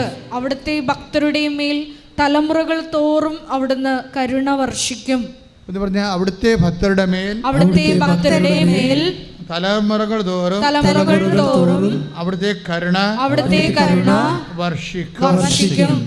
അപ്പോഴ് ഭക്തരുടെ മേലാണ് ഈ കരുണ വർഷിക്കണത്. ഉടമ്പടിയുടെ ഉദ്ദേശം എന്താണ്? കരുണയാണ്. അതേത് കാലത്താണ് വരണത്? കഷ്ടകാലത്താണ്. കഷ്ടപ്പാടിൻ്റെ കാലത്താണ് ദൈവം നമുക്ക് കാരുണ്യം തരണത്. കഷ്ടപ്പാടുണ്ടാകണത് എങ്ങനെയാണ്? നമ്മുടെ മെരിറ്റുകൾ പോകുമ്പോഴാണ് കഷ്ടപ്പാടുണ്ടാകണത്. നമുക്ക് കഷ്ടപ്പാടൊക്കെ ഉണ്ടാകണത് എപ്പോഴാണ്? മെരിറ്റ്. ഇപ്പോൾ ആ 2 കോടി കടം വന്നത് എങ്ങനെ? മെരിറ്റ് പോയി, പ്രളയം വന്നു, അദ്ദേഹത്തിൻ്റെ സമ്പത്തെല്ലാം അന്യാധീനപ്പെട്ടു പോയി, കഷ്ടപ്പാടായിപ്പോയി, മെരിറ്റ് പോയി. അപ്പോഴാണ് അദ്ദേഹം ഉടമ്പടി എടുത്തിരിക്കുന്നത്. പക്ഷെ ഉടമ്പടി എടുത്തിരിക്കുന്നത് ഒരാഴ്ച കൊണ്ടാണെങ്കിലും വീണ്ടും വന്ന് 2 ദിവസം മുമ്പ് എടുത്ത, ഒരാഴ്ച മുമ്പ് എടുത്ത ഉടമ്പടിയാണ്. പക്ഷേ കടക്കാർ വീട് വളഞ്ഞപ്പോൾ അദ്ദേഹം ഉടമ്പടി പ്രമാണം കൊണ്ട് മാതാവിൻ്റെ അടുത്ത് വീണ്ടും വരികയും. അതാണ് ഭക്തി എന്ന് പറയണത്. അത് വിശ്വാസമാണ്. അല്ലെങ്കിൽ ഉടമ്പടി എടുത്തിട്ടൊന്നും നടന്നില്ലല്ല, ഞാൻ ഇതിനെ ഇനിയും കൊണ്ട് പിന്നെ പത്തനംതിട്ട ആലപ്പുഴ വരെ വരേണ്ടത്, വേറെ പണിയൊന്നുമില്ല, അങ്ങനെ ഇരിക്കുക. അതാ വിഷയം. അപ്പോൾ പന്നിയുടെ ഒരു ബുദ്ധിയാണുള്ളതെന്നുണ്ടെങ്കിൽ അങ്ങനെ ഇരിക്കും. ഒരു ഭക്തൻ്റെ ബുദ്ധിയാണെന്നുണ്ടെങ്കിൽ വിഷയം മാറും. ഞാൻ പറഞ്ഞാൽ നിങ്ങൾ സത്യസന്ധരായിരിക്കണം ദൈവതിരുസന്നിധിയിൽ. അതേസമയം തന്നെ ചെയ്യുന്ന എല്ലാ കാര്യങ്ങളിലും ഈ ഭക്തി ഉണ്ടാകണം. അമ്മ എന്താ പറയണത്? ലുക്ക 1:50 എന്താ വായിച്ചു കേട്ടത്? അവിടുത്തെ കാരുണ്യം പറഞ്ഞേ, അവിടുത്തെ കാരുണ്യം തൻ്റെ ഭക്തരുടെ മേൽ തലമുറകൾ തോറും ഉണ്ടായിരിക്കും. അപ്പം ഈ ദൈവത്തിൻ്റെ കാരുണ്യം തലമുറകൾ തോറും. ഇപ്പം നമ്മൾ ആദ്യം പറഞ്ഞ ക്രിസ്തുജീനോ ഇല്ലേ, ക്രിസ്തുജീനോ എന്ന് പറഞ്ഞില്ലേ, ആദ്യം കോവിഡ് വന്ന് A+, A1, A2 പരീക്ഷയ്ക്ക് കോവിഡ് വന്ന് അത് കുളമായി. B1, B2 പരീക്ഷയ്ക്ക് കൽക്കട്ടായി പോയപ്പോൾ ഫുഡ് പോയ്സൺ അടിച്ച് ആശുപത്രിയിലായി. പരീക്ഷ എഴുതാൻ ആശുപത്രിയിൽ നിന്ന് വരുന്ന അവസ്ഥ വന്നു. കാര്യം തളർന്ന് തടി പോലെ കിടക്കല്ലേ. അതിൻ്റെ ഇടയ്ക്ക് എങ്ങനെയാണ് ഇവൾ ഇത്രയും മെരിട്ടെല്ലാം പോയി, കഷ്ടപ്പാടായി. പിന്നെ എങ്ങനെയാണ് ഇവൾ ജയിച്ചത്? ഇതൊന്നുമില്ലാത്ത ആൾക്കാർ, ഒരു കോവിഡും ഇല്ല, ഒരു ഫുഡ് പോയ്സണും ഇല്ലാത്ത ആൾക്കാർ 5 പ്രാവശ്യം എഴുതിയിട്ട് ജയിക്കണില്ലല്ലോ. ഈ ക്രിസ്ത്യജനെ എങ്ങനെ ജയിച്ചതെന്ന് പറഞ്ഞ് നിങ്ങൾ ഒറ്റ കാരണമേ ഉള്ളൂ. അവൾ അമ്മയാണ് ഉടമ്പടി എടുത്തിരിക്കുന്നത്. അവിടുത്തെ അമ്മയാണ്, അവളെടുത്തിട്ടില്ല. പക്ഷെ ആ ഉടമ്പടിയിൽ അവൾ വിശ്വസിക്കുന്നു. അതാണ് പ്രശ്നം. അമ്മയെടുത്ത ഉടമ്പടിയിൽ അവൾ വിശ്വസിക്കുന്നു. അപ്പോൾ അവൾക്ക് ആ വിശ്വസിക്കുമ്പോൾ അവൾക്ക് ആ ഷെയർ കിട്ടും. അതുകൊണ്ട് അവൾ രക്ഷപ്പെട്ടത്. അതുകൊണ്ട് അവൾ സാക്ഷ്യം പറഞ്ഞത്. എൻ്റെ അമ്മ ഉടമ്പടി എടുത്തപ്പോൾ എനിക്ക് ഉറപ്പായി, അത് മാത്രമേ എനിക്ക് ഉറപ്പുള്ളൂ. അത് ആ ബോധ്യം ഉണ്ടായതുകൊണ്ടാണ് അവിടെ സാക്ഷ്യം പറയാൻ വേണ്ടി വന്നത്. പക്ഷേ എന്താ സംഭവം? അമ്മ ഉടമ്പടി എടുത്ത് എങ്ങനെ ക്രിസ്റ്റിക്ക് കിട്ടണം എങ്ങനെയാണ്? അത് മാതാവിൻ്റെ ഈ വെളിപാടാണ്. സങ്കീർത്തനം 103:18 വായിച്ചില്ലേ? വായിച്ചേ, ശ്രദ്ധിക്കട്ടെ. ഹല്ലേലൂയ. 103-ാം സങ്കീർത്തനം 17-ാം തിരുവചനം. എന്നാൽ കർത്താവിന്റെ കാരുണ്യം അവിടുത്തെ ഭക്തരുടെ മേൽ എന്നേക്കും ഉണ്ടായിരിക്കും. ഒന്ന് പറഞ്ഞേ, എന്നാൽ കർത്താവിന്റെ കാരുണ്യം അവിടുത്തെ ഭക്തരുടെ മേൽ എന്നേക്കും ഉണ്ടായിരിക്കും. അത് തന്നെയാണ് അമ്മ പറയണത്, പരിശുദ്ധമ്മ പറയണത്. ലുക്ക 1:50 take the word of God. ശ്രദ്ധിക്കട്ടെ. ഹല്ലേലൂയ.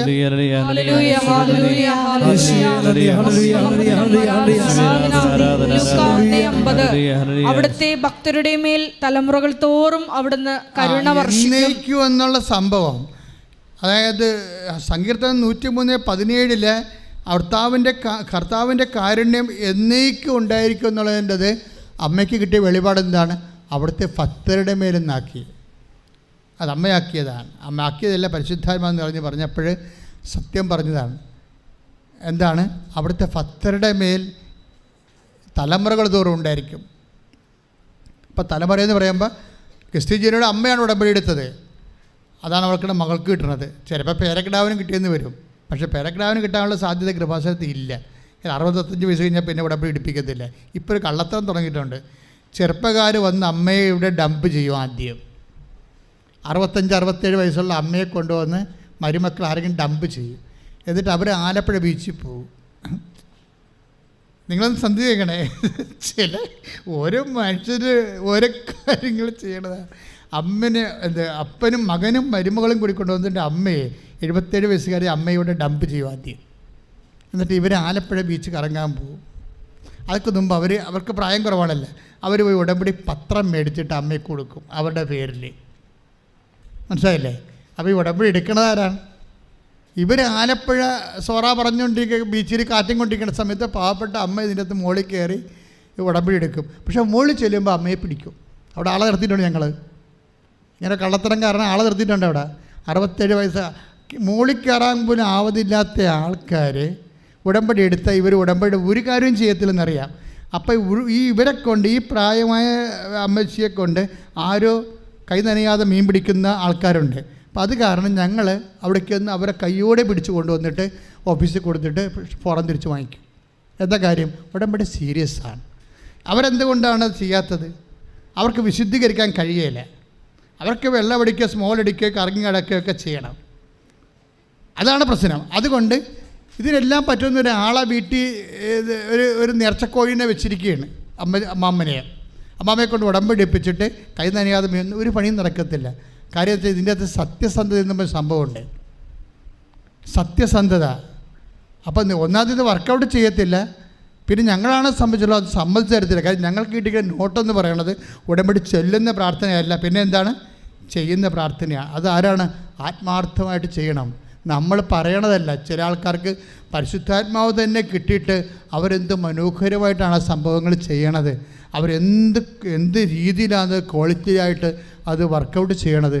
പ്രാർത്ഥിക്കുക. കർത്താവായ ദൈവമേ, സത്യസന്ധമായി ഭക്തിയോടുകൂടി വിശുദ്ധിയോടുകൂടി ഉടമ്പടി ചെയ്ത്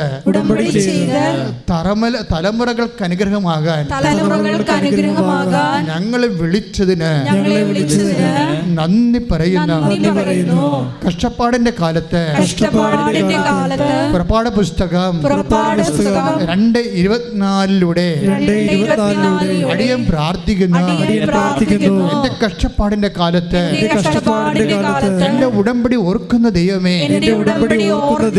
ഉടമ്പടി അനുസരിച്ച് ജീവിക്കുവാൻ അങ്ങയുടെ കാരുണ്യം തലമുറകൾ തോറും ആർജിക്കുവാൻ എന്നെ അനുഗ്രഹിക്കണമേ. കുടുംബത്തെ അനുഗ്രഹിക്കണമേ. പരിശുദ്ധ പരമ ദിവ്യകാരുണ്യത്തിന് അതായത് കഷ്ടപ്പാടിൻ്റെ കാലത്താണ് ദൈവം ഉടമ്പടി ചെയ്യണതെന്നും ഉടമ്പടി അനുസ്മരിക്കണമെന്നുള്ള വചനത്തിലാണ് നമ്മൾ ധ്യാനിച്ച് എത്തിയത്. ഇപ്പം ലാസറിൻ്റെ അവസ്ഥ എന്താണ്?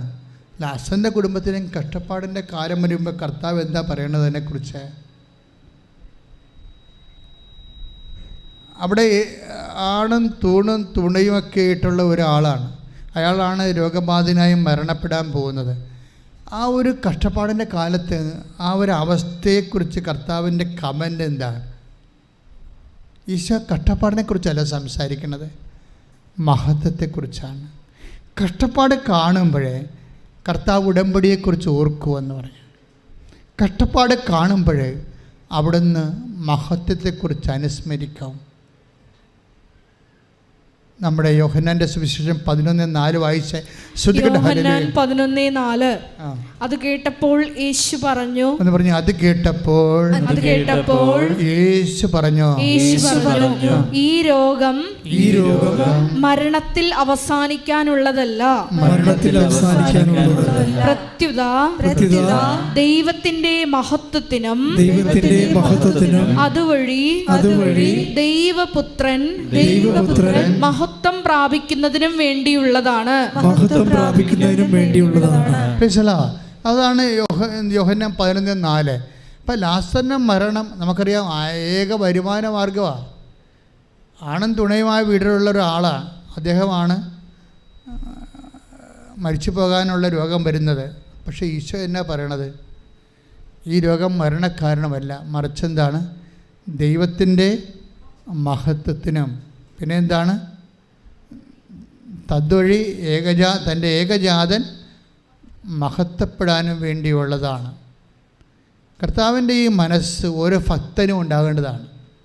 ഉടമ്പടി ഭക്തൻ എന്ന് വെച്ചാൽ ദൈവസ്നേഹമുള്ളവന്, അല്ലാതെ പത്തിപാരവശ്യം കാണിച്ച് താഴെക്കിടന്ന് ഉരുളണമെന്നല്ല അർത്ഥം. ദൈവത്തോടും വിശ്വാസത്തോടും തൻ്റെ വിശുദ്ധിയോടുമൊക്കെ പ്രതിബദ്ധതയോടുകൂടി ചെയ്യുന്നു. ഇപ്പോൾ അദ്ദേഹം വീടടിച്ചു വാരിയതൊരു ഭക്തകൃത്യമാണ്. അദ്ദേഹം കർത്താവ് വരാൻ പോകുന്നതെന്ന് മനസ്സിലാക്കിക്കൊണ്ട് അദ്ദേഹത്തിൻ്റെ വീടടിച്ചു വാരി വൃത്തിയാക്കിയത് ഒരു ഭക്തകൃത്യമാണ്, ഭക്തികൃത്യമാണത്. ഒരു ദൈവത്തോടുള്ള ഒരു ആരാധനയാണ്. അപ്പോൾ എന്ത് സംഭവിക്കണമെന്ന് വെച്ച് കഴിഞ്ഞാൽ, ഒരു കഷ്ടപ്പാട് വന്നാൽ നിന്നിൽ പരിശുദ്ധാത്മാവ് ഉണ്ടെങ്കിൽ ഉടനെ പരിശുദ്ധാത്മാവ് വരും. പരിശുദ്ധാത്മാവ് ഇല്ലെങ്കിൽ നീ എന്ത് പറയും? ഓ, ഇതെൻ്റെ വിധിയാണെന്ന് പറയും.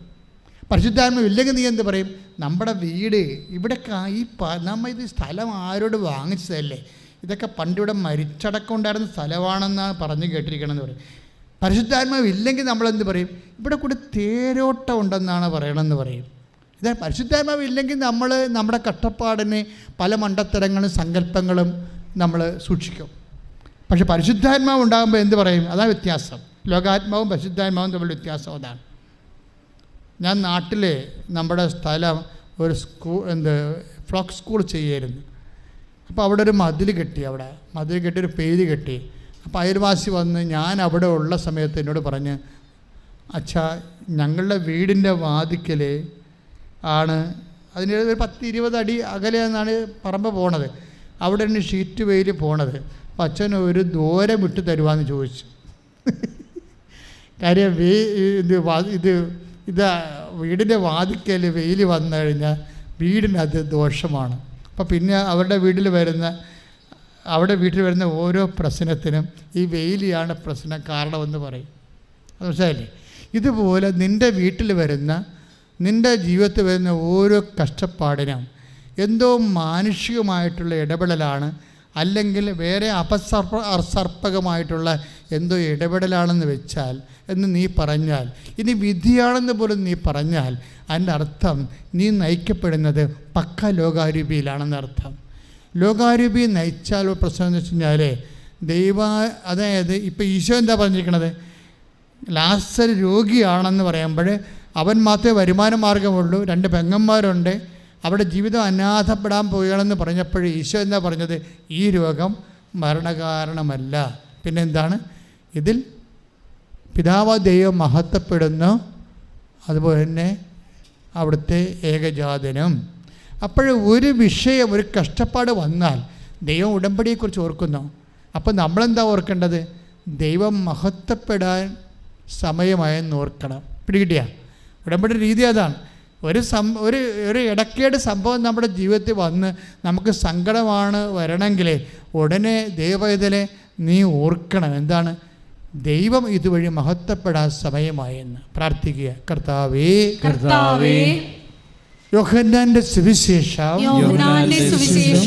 11:4 പ്രാർത്ഥിക്കുന്നു.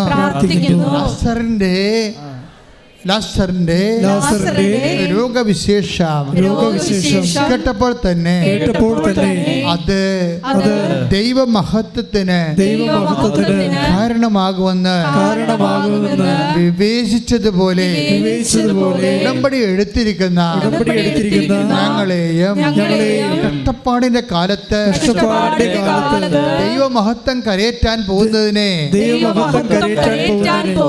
അനുസ്മരിക്കാൻ ആവശ്യമായ ആത്മാവിനാൽ ഞങ്ങളെ അഭിഷേകം ചെയ്യണമേ. ശ്രദ്ധിക്കട്ടെ.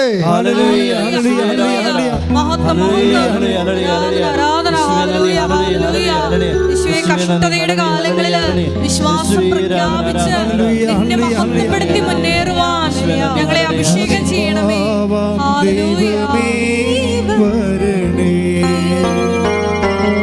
എന്റെ ഉള്ളിൽ വസിക്കാൻ വരണേ, ആത്മാവാം ദൈവമേ വരണേ, എന്റെ ഉള്ളിൽ വസിക്കാൻ വരണേ. ദാഹിച്ചു നിന്നെ ഞാൻ തേടുന്നു, സ്വർഗം തുറന്നിറങ്ങി നീ വരണേ. ദാഹിച്ചു നിന്നെ ഞാൻ തേടുന്നു, സ്വർഗം തുറന്നിറങ്ങി നീ വരണേ. ആത്മാവാ ദൈവമേ വരണേ, എന്റെ ഉള്ളിൽ വസിക്കാൻ വരണേ. ആത്മാവാ ദൈവമേ വരണേ, എന്റെ ഉള്ളിൽ വസിക്കാൻ വരണേ. പരിശുദ്ധ പരമദിവ്യകാരുണ്യത്തിന് ആരാധനയും സ്തുതിയും പുകഴ്ചയും ഉണ്ടാകട്ടെ. പരിശുദ്ധ പരമദിവ്യകാരുണ്യത്തിന് ആരാധനയും സ്തുതിയും പുകഴ്ചയും ഉണ്ടാകട്ടെ. എൻ്റെ പ്രിയപ്പെട്ടവരെ, നമ്മളിപ്പോൾ ധ്യാനിച്ചുകൊണ്ടിരിക്കുന്നത് ഉടമ്പടിയും ദൈവാനുസ്മരണവും. ഉടമ്പടിയും ദൈവത്തിൻ്റെ മഹത്വവും തമ്മിലെല്ലാം ഒരേ പരിസരങ്ങളിലുള്ള ദൈവാനുഭവമാണ്. ഉടമ്പടി ഉണ്ടായാൽ ദൈവം അനുസ്മരിക്കും. ദൈവം ഉടമ്പടി അനുസ്മരിച്ചാൽ ദൈവം അടയാളം കാണിക്കും. അടയാളം കാണിച്ചാൽ ആ അടയാളത്തിലൂടെ ദൈവം മഹത്വപ്പെടും. നമ്മുടെ കഷ്ടപ്പാട് മാറും. കഷ്ടപ്പാടും ഉടമ്പടിയും തമ്മിലാണ് ബന്ധപ്പെട്ടിരിക്കുന്നത്. കഷ്ടപ്പാടും ദൈവ മഹത്വവും തമ്മിലാണ് ബന്ധപ്പെട്ടിരിക്കുന്നത്. അതുകൊണ്ടാണ് 2:24 ഒന്നൊരു വായിച്ചേ. പുറപ്പാട് 2:24 ഒന്നൊരു വായിച്ചേ. ദൈവം അവരുടെ ദീനരോദനം ശ്രവിക്കുകയും എന്ന് പറഞ്ഞാൽ ദൈവം അവരുടെ ദീനരോദനം ശ്രമിക്കുകയും അബ്രാഹത്തോടും ഇസ്ഹാക്കിനോടും യാക്കോബിനോടും ചെയ്ത ഉടമ്പടി ഓർമ്മിക്കുകയും ചെയ്തു. അപ്പോൾ ഉടമ്പടി ഓർമ്മിക്കുമ്പോൾ ആ ഉടമ്പടി ഓർമ്മിച്ചിട്ടാണ് അതിൻ്റെ പ്രകാരം വീണ്ടും മോശസുമായിട്ട് ഈ കഷ്ടപ്പാടിൻ്റെ കാലത്ത് ദൈവം ഉടമ്പടി ചെയ്യുന്നത്. എബ്രാഹിമിക് ഉടമ്പടി, യാക്കോബിന് ചെയ്ത ഉടമ്പടി, അതിനുശേഷം ദൈവം പിന്നെ ചെയ്യുന്നത് ജോഷുവായിട്ട് ഉടമ്പടി ചെയ്തിട്ടുണ്ട്. അതുപോലെ തന്നെ ദൈവം മോസസുമായിട്ട് ഉടമ്പടി ചെയ്യും. മോസസുമായിട്ട് ഉടമ്പടി ചെയ്യുമ്പോൾ തന്നെ വലിയ മഹത്വത്തിൻ്റെ ഒരു കാലമാണ് വിരിയാൻ പോകുന്നത്. ഒരു മഹത്വത്തിൻ്റെ വസന്തകാലം.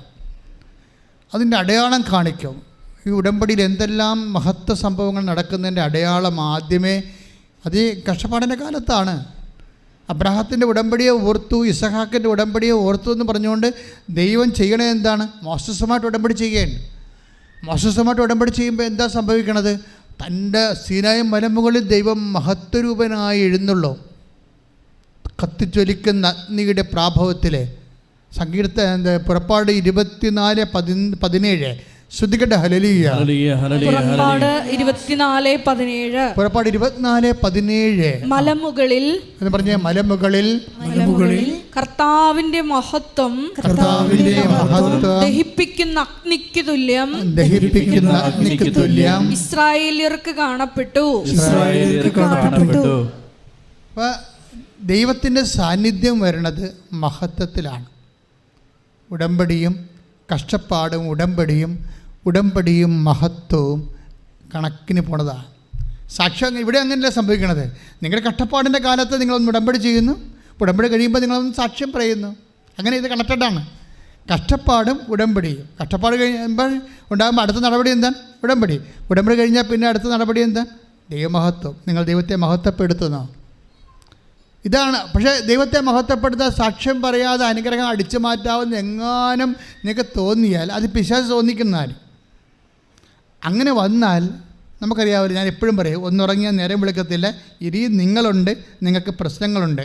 നാളെ കാര്യങ്ങൾ ദൈവതിരുസന്നിധി വരുമ്പോൾ എല്ലാം കുളവാകും. കാര്യം ദൈവത്തിന് അറിയാം നിങ്ങൾ ഉടായിപ്പാണ്, കള്ളവാണ്. സ്വന്തമായിട്ട് അനുഗ്രഹം അടിച്ചു മാറ്റിയിട്ട് ദൈവത്തിന് മഹത്വം കൊടുക്കാതെ സാക്ഷ്യപ്പെടുത്താതെ ചുളിവിൽ മുങ്ങി നടക്കത്തില്ലേ? അപ്പോൾ ഇങ്ങനെയുള്ള സാക്ഷ്യത്തിൻ്റെ മുങ്ങൽ വിദഗ്ധന്മാർ ശ്രദ്ധിക്കണം എന്നുള്ളതാണ്. കുറച്ച് അധികം നീന്താൻ പറ്റത്തില്ല. കുറച്ച് കഴിയുമ്പോൾ കൈയും കാലം തളരാൻ സാധ്യത ഉണ്ടാകും. വെറുതെ അതാണ് ഞാൻ ആലപ്പുഴ വന്ന് എന്തിനാ പണി മേടിക്കണമെന്ന് ഞാൻ ചോദിക്കേണ്ട കാര്യം. അല്ല, ഉടമ്പടി വെച്ചാൽ ലൈറ്റ്നിങ് പോലെയല്ല എക്സ്പീരിയൻസ്. പക്ഷേ അതുപോലെ തന്നെ നീ സാക്ഷ്യപ്പെടുത്തി ദൈവത്തെ മഹത്വപ്പെടാം. കാര്യം ഇതിൻ്റെ ക്രമം അങ്ങനെയാണ്. ആദ്യം കഷ്ടപ്പാട്, പിന്നെ ഉടമ്പടി, പിന്നെ മഹത്വം. ഇപ്പം തന്നെ ഉടമ്പടി ചെയ്യാൻ പോകുമ്പോൾ മഹത്വത്തിന് മലയിൽ ദൈവത്തെ ഒന്നിനു വായിച്ചേ, ശ്രദ്ധിക്കട്ടെ. ഹല്ലേലൂയ. പുറപ്പാട് 24:16. പുറപ്പാട് 24:16-17. കർത്താവിന്റെ മഹത്വം സീനായ് മലയിൽ ആവസിച്ചു. അന്ന് പറഞ്ഞ കർത്താവിന്റെ മഹത്വം സീനായ് മലയിൽ ആവസിച്ചു. 6 ദിവസത്തേക്ക് ഒരു മേഘം മലയെ മൂടിയിരുന്നു. 7-ാം ദിവസം മേഘത്തിൽ നിന്ന് കർത്താവ് മോശയെ വിളിച്ചു. മലമുകളിൽ കർത്താവിന്റെ മഹത്വം ദഹിപ്പിക്കുന്ന അഗ്നിക്ക് തുല്യം ഇസ്രായേല്യർക്ക് കാണപ്പെട്ടു. അപ്പോഴേ മഹത്വം കാണപ്പെടുന്ന ഒരു ശുശ്രൂഷയാണ് ഉടമ്പടി മോശസുമായി ചെയ്യാൻ പോവുകയാണ്. അതൊക്കെ മുമ്പാണ് മഹത്വം വെളിവാകണത്. ഇത് ഏത് മഹത്വമാണ്? പിതാവായ ദൈവത്തിൻ്റെ സ്വർഗീയ മഹത്വമാണ്. ഈ മഹത്വമാണ് യേശുക്രിസ്തുവിലേക്ക് വഴിഞ്ഞ് ലഭിക്കുന്നത്. യേശുക്രിസ്തുവിലേക്ക് ഈ മഹത്വമാണ് വഴിഞ്ഞ് ലഭിക്കുന്നത്. അതാണ് ലൂക്കാ യോഹന്നാൻ്റെ സുവിശേഷം 1:14 പറയും. വായിച്ചേ, ശ്രദ്ധിക്കട്ടെ. യോഹന്നാൻ 1:14. യോഹന്നാൻ 1:14. വചനം മാംസമായി നമ്മുടെ ഇടയിൽ വസിച്ചു. അവന്റെ മഹത്വം നമ്മൾ ദർശിച്ചു. കൃപയും സത്യവും നിറഞ്ഞതും പിതാവിന്റെ ഏകജാതന്റേതുമായ മഹത്വം. കറക്റ്റ് ഉടമ്പടി, മരിയൻ ഉടമ്പടിയിലേക്ക് നമ്മൾ ലാൻഡ് ചെയ്യാൻ പോവുകയാണ്. എന്താ സംഭവം? സീനായ് മലമുകളിൽ കണ്ട ദൈവത്തിൻ്റെ വെട്ടിത്തിളക്കവും മഹത്വത്തിൻ്റെ വെട്ടിത്തിളക്കവും, ആ തിളക്കം തന്നെ ആ വചനം തന്നെയാണ് മാംസമായി നമ്മുടെ ഇടയിൽ ക്രിസ്തുവായി ജനിക്കണത്. ആ ക്രിസ്തുവിൽ വിളങ്ങണത് എന്താ? പിന്നെ പിതാവിൻ്റെ എന്ന് പറഞ്ഞ് പറഞ്ഞ് ശ്രദ്ധിക്കട്ടെ. ഹല്ലേലൂയ. 1:14. അവന്റെ മഹത്വം നമ്മൾ ദർശിച്ചു. അവന്റെ മഹത്വം നമ്മൾ ദർശിച്ചു. കൃപയും സത്യവും നിറഞ്ഞതും പിതാവിന്റെ ഏകജാതന്റേതുമായ മഹത്വം. അപ്പം പിതാവിൻ്റെ ഏകജാതൻ്റെ മഹത്വം, ഈ മഹത്വമാണ് പത്രോസ് മറുപൂർവ മലയിൽ കാണുന്നത്. മറുപൂർവ മലയിൽ കർത്താവ് മഹത്വപ്പെട്ടില്ലേ? നമ്മൾ 2 പത്രോസിൻ്റെ 1:17-18 കർത്താവിൻ്റെ മഹത്വത്തെക്കുറിച്ച് പറയുന്നുണ്ട്. 2 പത്രോസ് 1:17. 2 പത്രോസ് 1 പറഞ്ഞ 2 പത്രോസ് 1:17. പിതാവായ ദൈവത്തിൽ നിന്ന് ബഹുമാനവും മഹത്വവും അവൻ സ്വീകരിച്ചു. ഇവൻ എന്റെ പ്രിയപുത്രൻ, ഇവനിൽ ഞാൻ പ്രസാദിച്ചിരിക്കുന്നു എന്ന സ്വരം മഹിമ പ്രാഭവത്തിൽ നിന്ന് അവന്റെ അടുത്ത് വരികയും ചെയ്തു. അപ്പം ഏകജാതൻ്റെ ആ മഹത്വമാണ്, പിതാവിൻ്റെ മഹത്വമാണ് മറുരൂപമലയിലെ ഏകജാതനിൽ നമ്മൾ കാണുന്ന രൂപാന്തരീകരണം വരെ സംഭവിക്കുന്നത്. ഈ മഹത്വം ഏകജാത യോഹന്നാൻ 1:14 പറയുന്ന ഏകജാതനിലെ മഹത്വമാണ് ഉടമ്പടിയിലേക്ക് വരുമ്പോൾ, മരിയൻ ഉടമ്പടിയിലേക്ക് വരുമ്പോൾ ഓരോരുത്തരും അനുഭവിക്കുന്ന മഹത്വം. എന്താ കാര്യം എന്നറിയാമോ? ഈ ഏകജാതൻ്റെ മഹത്വം പുറപ്പാട് 24:17 മഹത്വം, യോഹന്നാൻ 1:14 ഏകജാതൻ്റെ മഹത്വം, 2 പത്രോസിൻ്റെ 1:17 മറുരൂപമലയിൽ ഈശോ അനുഭവിച്ച ആ ദൈവിക പ്രാഭവ മഹത്വം, അതാണ് ശരിക്കും പറഞ്ഞാൽ നമ്മൾ കാനായിൽ കാണുന്നത്. കാനായിൽ എന്താ കാണുന്നത്? കാനായിലെ കൽഭരണിയിലെ ഉടമ്പടിയുടെ പ്രമേയം അതാണല്ലോ. കാനായിലെ കൽഭരണിയിലെ ആ ജലവിധാനത്തെ നിഴലിച്ച് വെള്ളത്തെ വീഞ്ഞാക്കുന്ന മഹത്വം എന്താ? അതിന് അടയാളം എന്നാ പറയുന്നത്, മഹത്വത്തിൻ്റെ അടയാളമാണ്. വീഞ്ഞാകുന്ന അത്ഭുതം എന്ന് പറയുന്നത് മഹത്വത്തിൻ്റെ അടയാളമാണ്. നീ ഉടമ്പടിയിൽ ഒരു അനുഭവം നിനക്കുണ്ടായാൽ അത് മഹത്വത്തിൻ്റെ അടയാളമാണ്. അതാണ് യോഹന്നാൻ 2:11. ശ്രദ്ധിക്കട്ടെ. ഹല്ലേലൂയ. യേശു തന്റെ മഹത്വം വെളിപ്പെടുത്തുന്നതിന് പ്രവർത്തിച്ച എന്ന് പറഞ്ഞ് യോഹന്നാൻ 2:11 യേശു തന്റെ മഹത്വം വെളിപ്പെടുത്തുന്നതിന് വേണ്ടി പ്രവർത്തിച്ച അടയാളങ്ങളുടെ ആരംഭമാണ് ഗലീലയിലെ കാനായിൽ ചെയ്ത ഈ അത്ഭുതം. അതായത് കാനായിലെ അത്ഭുതം നമ്മൾ എവിടുന്നാണ് തുടങ്ങിയത് അറിയാമോ? എവിടുന്നാണ് തുടങ്ങിയത്? കഷ്ടകാലത്ത് ദൈവം മനുഷ്യൻ്റെ ഉടമ്പടി ഓർക്കുന്നു. പഴയ ഉടമ്പടി ഓർത്തുകൊണ്ട് പുതിയ ഉടമ്പടി അവനുമായിട്ട് പുതുക്കിക്കൊണ്ട് മോശത്തിൽ ഉടമ്പടി ചെയ്യുമ്പോൾ ദൈവം മഹത്വമാണ് പ്രകാശിപ്പിക്കുന്നത്. ആ മഹത്വമാണ് ഏകജാതൻ ലഭിക്കുന്നത്. ആ ഏകജാതൻ്റെ മഹത്വത്തെ മനുഷ്യൻ്റെ നന്മയ്ക്കും കണ്ണീരിന് പരിഹാരമായിട്ട് ഒരു കുടുംബത്തിന് അപമാനം സംഭവിക്കാൻ പോകുന്ന വീഞ്ഞില്ലാത്ത കാനായിലെ കല്യാണ അവസരത്തിൽ അവിടെ കണ്ണുനീർ തുടക്കാൻ വേണ്ടി ഈ ഏകജാതൻ്റെ മഹത്വത്തിൻ്റെ മാധ്യസ്ഥയായിട്ടാണ് മറിയം അവിടെ മാധ്യസ്ഥം വഹിക്കുന്നത്. അപ്പം മറിയം ആരാണ്? മഹത്വത്തിൻ്റെ മാധ്യസ്ഥയാണ്. കൈയടിച്ച് കർത്താവിൽ ശുദ്ധ പരമ ദിവ്യകാരുണ്യത്തിന് ആരാധനയും സ്തുതിയും പുകഴ്ചയും ഉണ്ടായിരിക്കട്ടെ. അപ്പം നിങ്ങളുടെ കഷ്ടപ്പാടിൻ്റെ കാലത്ത് ഉടമ്പടിയുടെ അമ്മ മഹത്വത്തിൻ്റെ മാധ്യസ്ഥയ്ക്കാണ് നിങ്ങളെ അമ്മയെ മാധ്യസ്ഥമായിക്കൊണ്ട് ഉടമ്പടി ചെയ്യുന്നത്. ഉടമ്പടി ലക്ഷ്യമെന്താണ്? മഹത്വമാണ്. ദൈവം മഹത്വപ്പെടണം നിങ്ങൾ വഴി. അതിന് അമ്മ ഒരു മാധ്യസ്ഥയാകുകയാണ്. അതുകൊണ്ട് തന്നെ എൻ്റെ സഹോദരങ്ങൾ എപ്പോഴും ചിന്തിക്കേണ്ടത് ഇത് മഹത്വത്തിൻ്റെ പദ്ധതിയാണ്. മറിയം മഹത്വത്തിൻ്റെ മാധ്യസ്ഥയാകുമ്പോൾ മറിയൻ ഉടമ്പടി ഒരു മാധ്യസ്ഥ പദ്ധതിയാണ്. പ്രാർത്ഥിക്കുക. കർത്താവ് ദൈവമേ, ദൈവമഹത്വത്തിന്റെ മാധ്യസ്ഥ പദ്ധതിയായി ഉടമ്പടി നൽകിയതിന് നന്ദി പറയുന്നു. കഷ്ടപ്പാടിന്റെ കാലത്ത് അങ്ങ് ഞങ്ങളോട് ചെയ്ത ഉടമ്പടിയെ അനുസ്മരിക്കുന്ന ദൈവമേ, സീനായി മലമുകളിലെ പിതാവിന്റെ മഹത്വമേ, താബോർ മലയിലെ ഏകജാതന്റെ മഹത്വമേ, കാനായിലെ കല്യാണ വിരുന്നിലെ മഹത്വത്തിന്റെ മാധ്യസ്ഥയായ മറിയമേ, ഞങ്ങളെ മഹത്വപ്പെടുത്തണമേ. അടയാളങ്ങൾ നൽകി മഹത്വപ്പെടുത്തണമേ.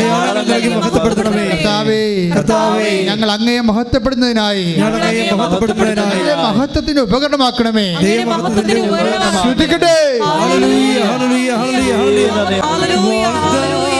പീഡകമേ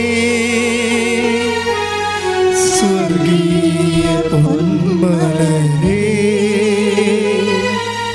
കൃപാസനത്തിൻ്റെ അമ്മേ പ്രസാദപരമാതാവേ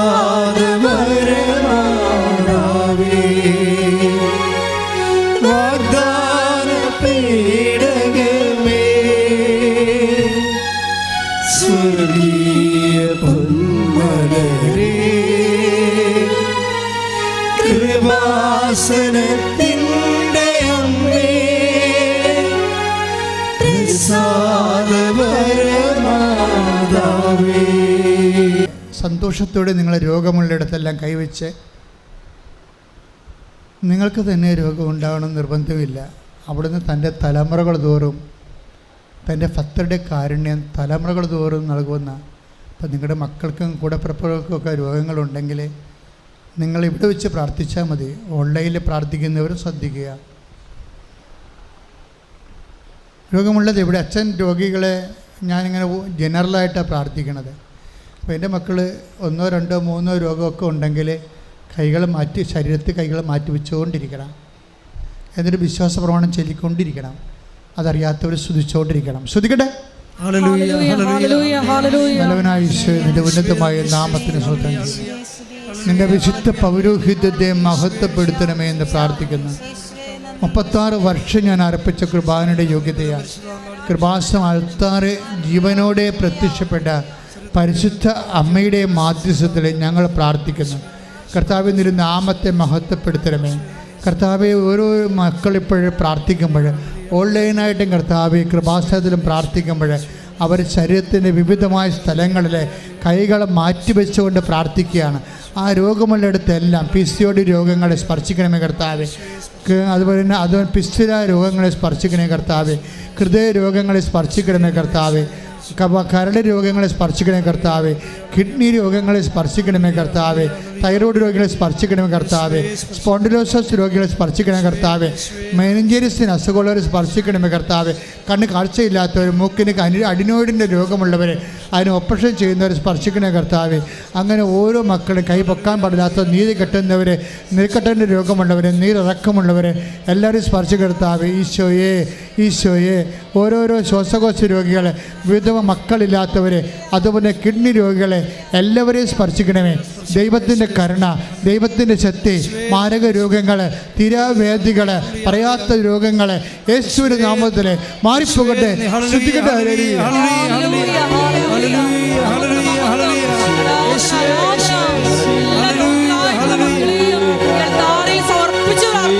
അവരുടെ മേൽ കരുണയായിരിക്കണമേ എന്ന് പ്രാർത്ഥിക്കുന്നു. അമ്മയുടെ പ്രത്യക്ഷീകരണത്തിന്റെ സാക്ഷികളായി അവർ ഉയർത്തണമേ എന്ന് പ്രാർത്ഥിക്കുന്നു. അങ്ങയുടെ മഹത്വം പ്രകടമാക്കണമേ എന്ന് പ്രാർത്ഥിക്കുന്നു.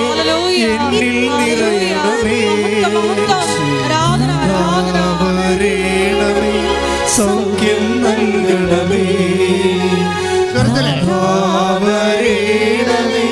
എന്നിൽ നിറയണമേ. നാഥാവരേണമേ സൗഖ്യം നൽകണമേ. എൻ്റെ മക്കളെ, രോഗികളുടെ പ്രാർത്ഥന തുടർന്നുകൊണ്ടിരിക്കുകയാണ്. അതിൻ്റെ ഉള്ളിൽ തന്നെ അച്ഛൻ പ്രാർത്ഥിക്കാൻ പോകുന്ന വിഷയം ജോലിയില്ലാത്തവരെ. ഇന്നത്തെ കേരളത്തിൻ്റെ ഏറ്റവും വലിയ സങ്കടം അതല്ലേ, ജോലിയില്ല. കോൺട്രാക്ടർമാർ വരെ വർക്ക് കിട്ടാതെ ഓരോ ലോബികളൊക്കെ വന്നിട്ട് സംസ്ഥാനത്തിൻ്റെ വർക്ക് അടിച്ചു മാറ്റിയിട്ട് പഴയ കോൺട്രാക്ടർമാരും അവരെ ആശ്രയിച്ച് ജീവിക്കുന്നവരൊക്കെ വഴിയാധാരമായി ബാങ്കിൽ പലിശ കൂടി ജപ്തിയായി. എന്തുമാത്രം, അതായത് ഭരണകൂടം തന്നെ ഉണ്ടാക്കുന്ന ഇത്തരത്തിലുള്ള തൊഴിൽ ദാരിദ്ര്യം മൂലം ഉണ്ടാകുന്ന എന്തുമാത്രം കഷ്ടപ്പാടുകളാണ് നമ്മൾ സമൂഹം അനുഭവിക്കുന്നത്. ആ മേഖലയിലെല്ലാം ദൈവത്തിൻ്റെ ഇടപെടലുണ്ടാകാൻ വേണ്ടി ശ്രദ്ധിക്കട്ടെ. ഹല്ലേലൂയ, ഹല്ലേലൂയ. യേശുവേ നന്ദി. ഹല്ലേലൂയ. എന്നിൽ നിറയണമേ. നാഥാവരേണമേ സൗഖ്യം നൽകണമേ. നാഥാവരേണമേ എന്നിൽ നിറയണമേ. നാഥാവരേണമേ സൗഖ്യം നൽകണമേ. ജോലിയില്ലാത്തവരുടെ കൂടെ തന്നെ പരീക്ഷ എഴുതി നിൽക്കുന്നവരെ, റാങ്ക് ലിസ്റ്റിലുള്ളവർ, വിളിക്കപ്പെടാത്തവർ, റാങ്ക് ലിസ്റ്റ് ക്യാൻസലാകാൻ പോകുന്നവർ, അവരുടെ വയസ്സ് കവിയാൻ പോകുന്നവർ എല്ലാം സമർപ്പിച്ച് പ്രാർത്ഥിക്കുന്ന സമയമാണ്. കടകൾ പൂട്ടിപ്പോയവർ, കടകൾ വാടകയ്ക്ക് കൊടുത്തിട്ട് പോലും വാടക കിട്ടാത്തവർ, കട ഒഴിയാത്തവർ, കേസായിപ്പോയവർ, സ്ഥലങ്ങൾ കേസിലായിപ്പോയവർ, വിൽക്കാൻ പറ്റണില്ല, കേസ് തീരണമില്ല, അങ്ങനെ അകപ്പെട്ടു പോയവർ, വിവാഹം ഒത്തുവരാത്തൊരു വിവാഹം നടക്കാത്തൊരു നടന്ന വിവാഹത്തിൽ കുരുക്കിൽ വീണ് പോയവർ എല്ലാവരും കണ്ണീരോടെ ആൽത്താറയിൽ അമ്മയോട് ചേർന്ന് ഓർത്തുകൊണ്ട് നമ്മൾ പ്രാർത്ഥിക്കുകയാണ്. ശ്രദ്ധിക്കട്ടെ.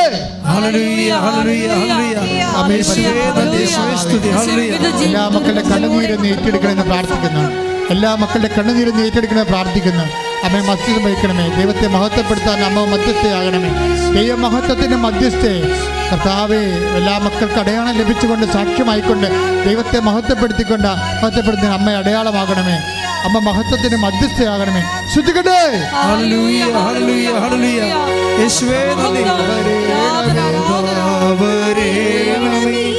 എന്നിൽ നിറയണമേ നാഥാവരേണമേ, സൗഖ്യം നൽകണമേ നാഥാവരേണമേ, എന്നിൽ നിറയണമേ നാഥാവരേണമേ, സൗഖ്യം നൽകണമേ.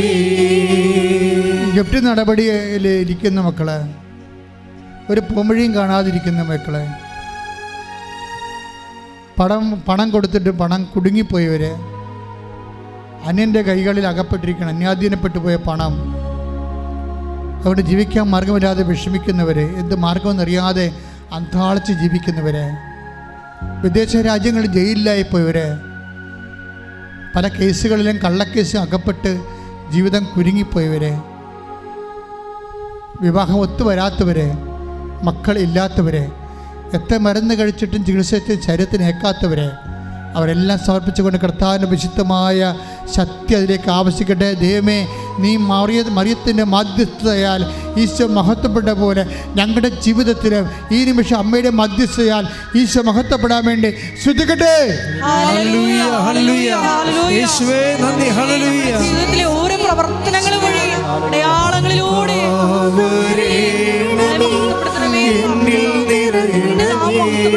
പ്രാർത്ഥിക്കുന്നു. സൗഖ്യം നൽകണമേ നാഥാവരേണമേ, എന്നിൽ നിറയണമേ നാഥാവരേണമേ, സൗഖ്യം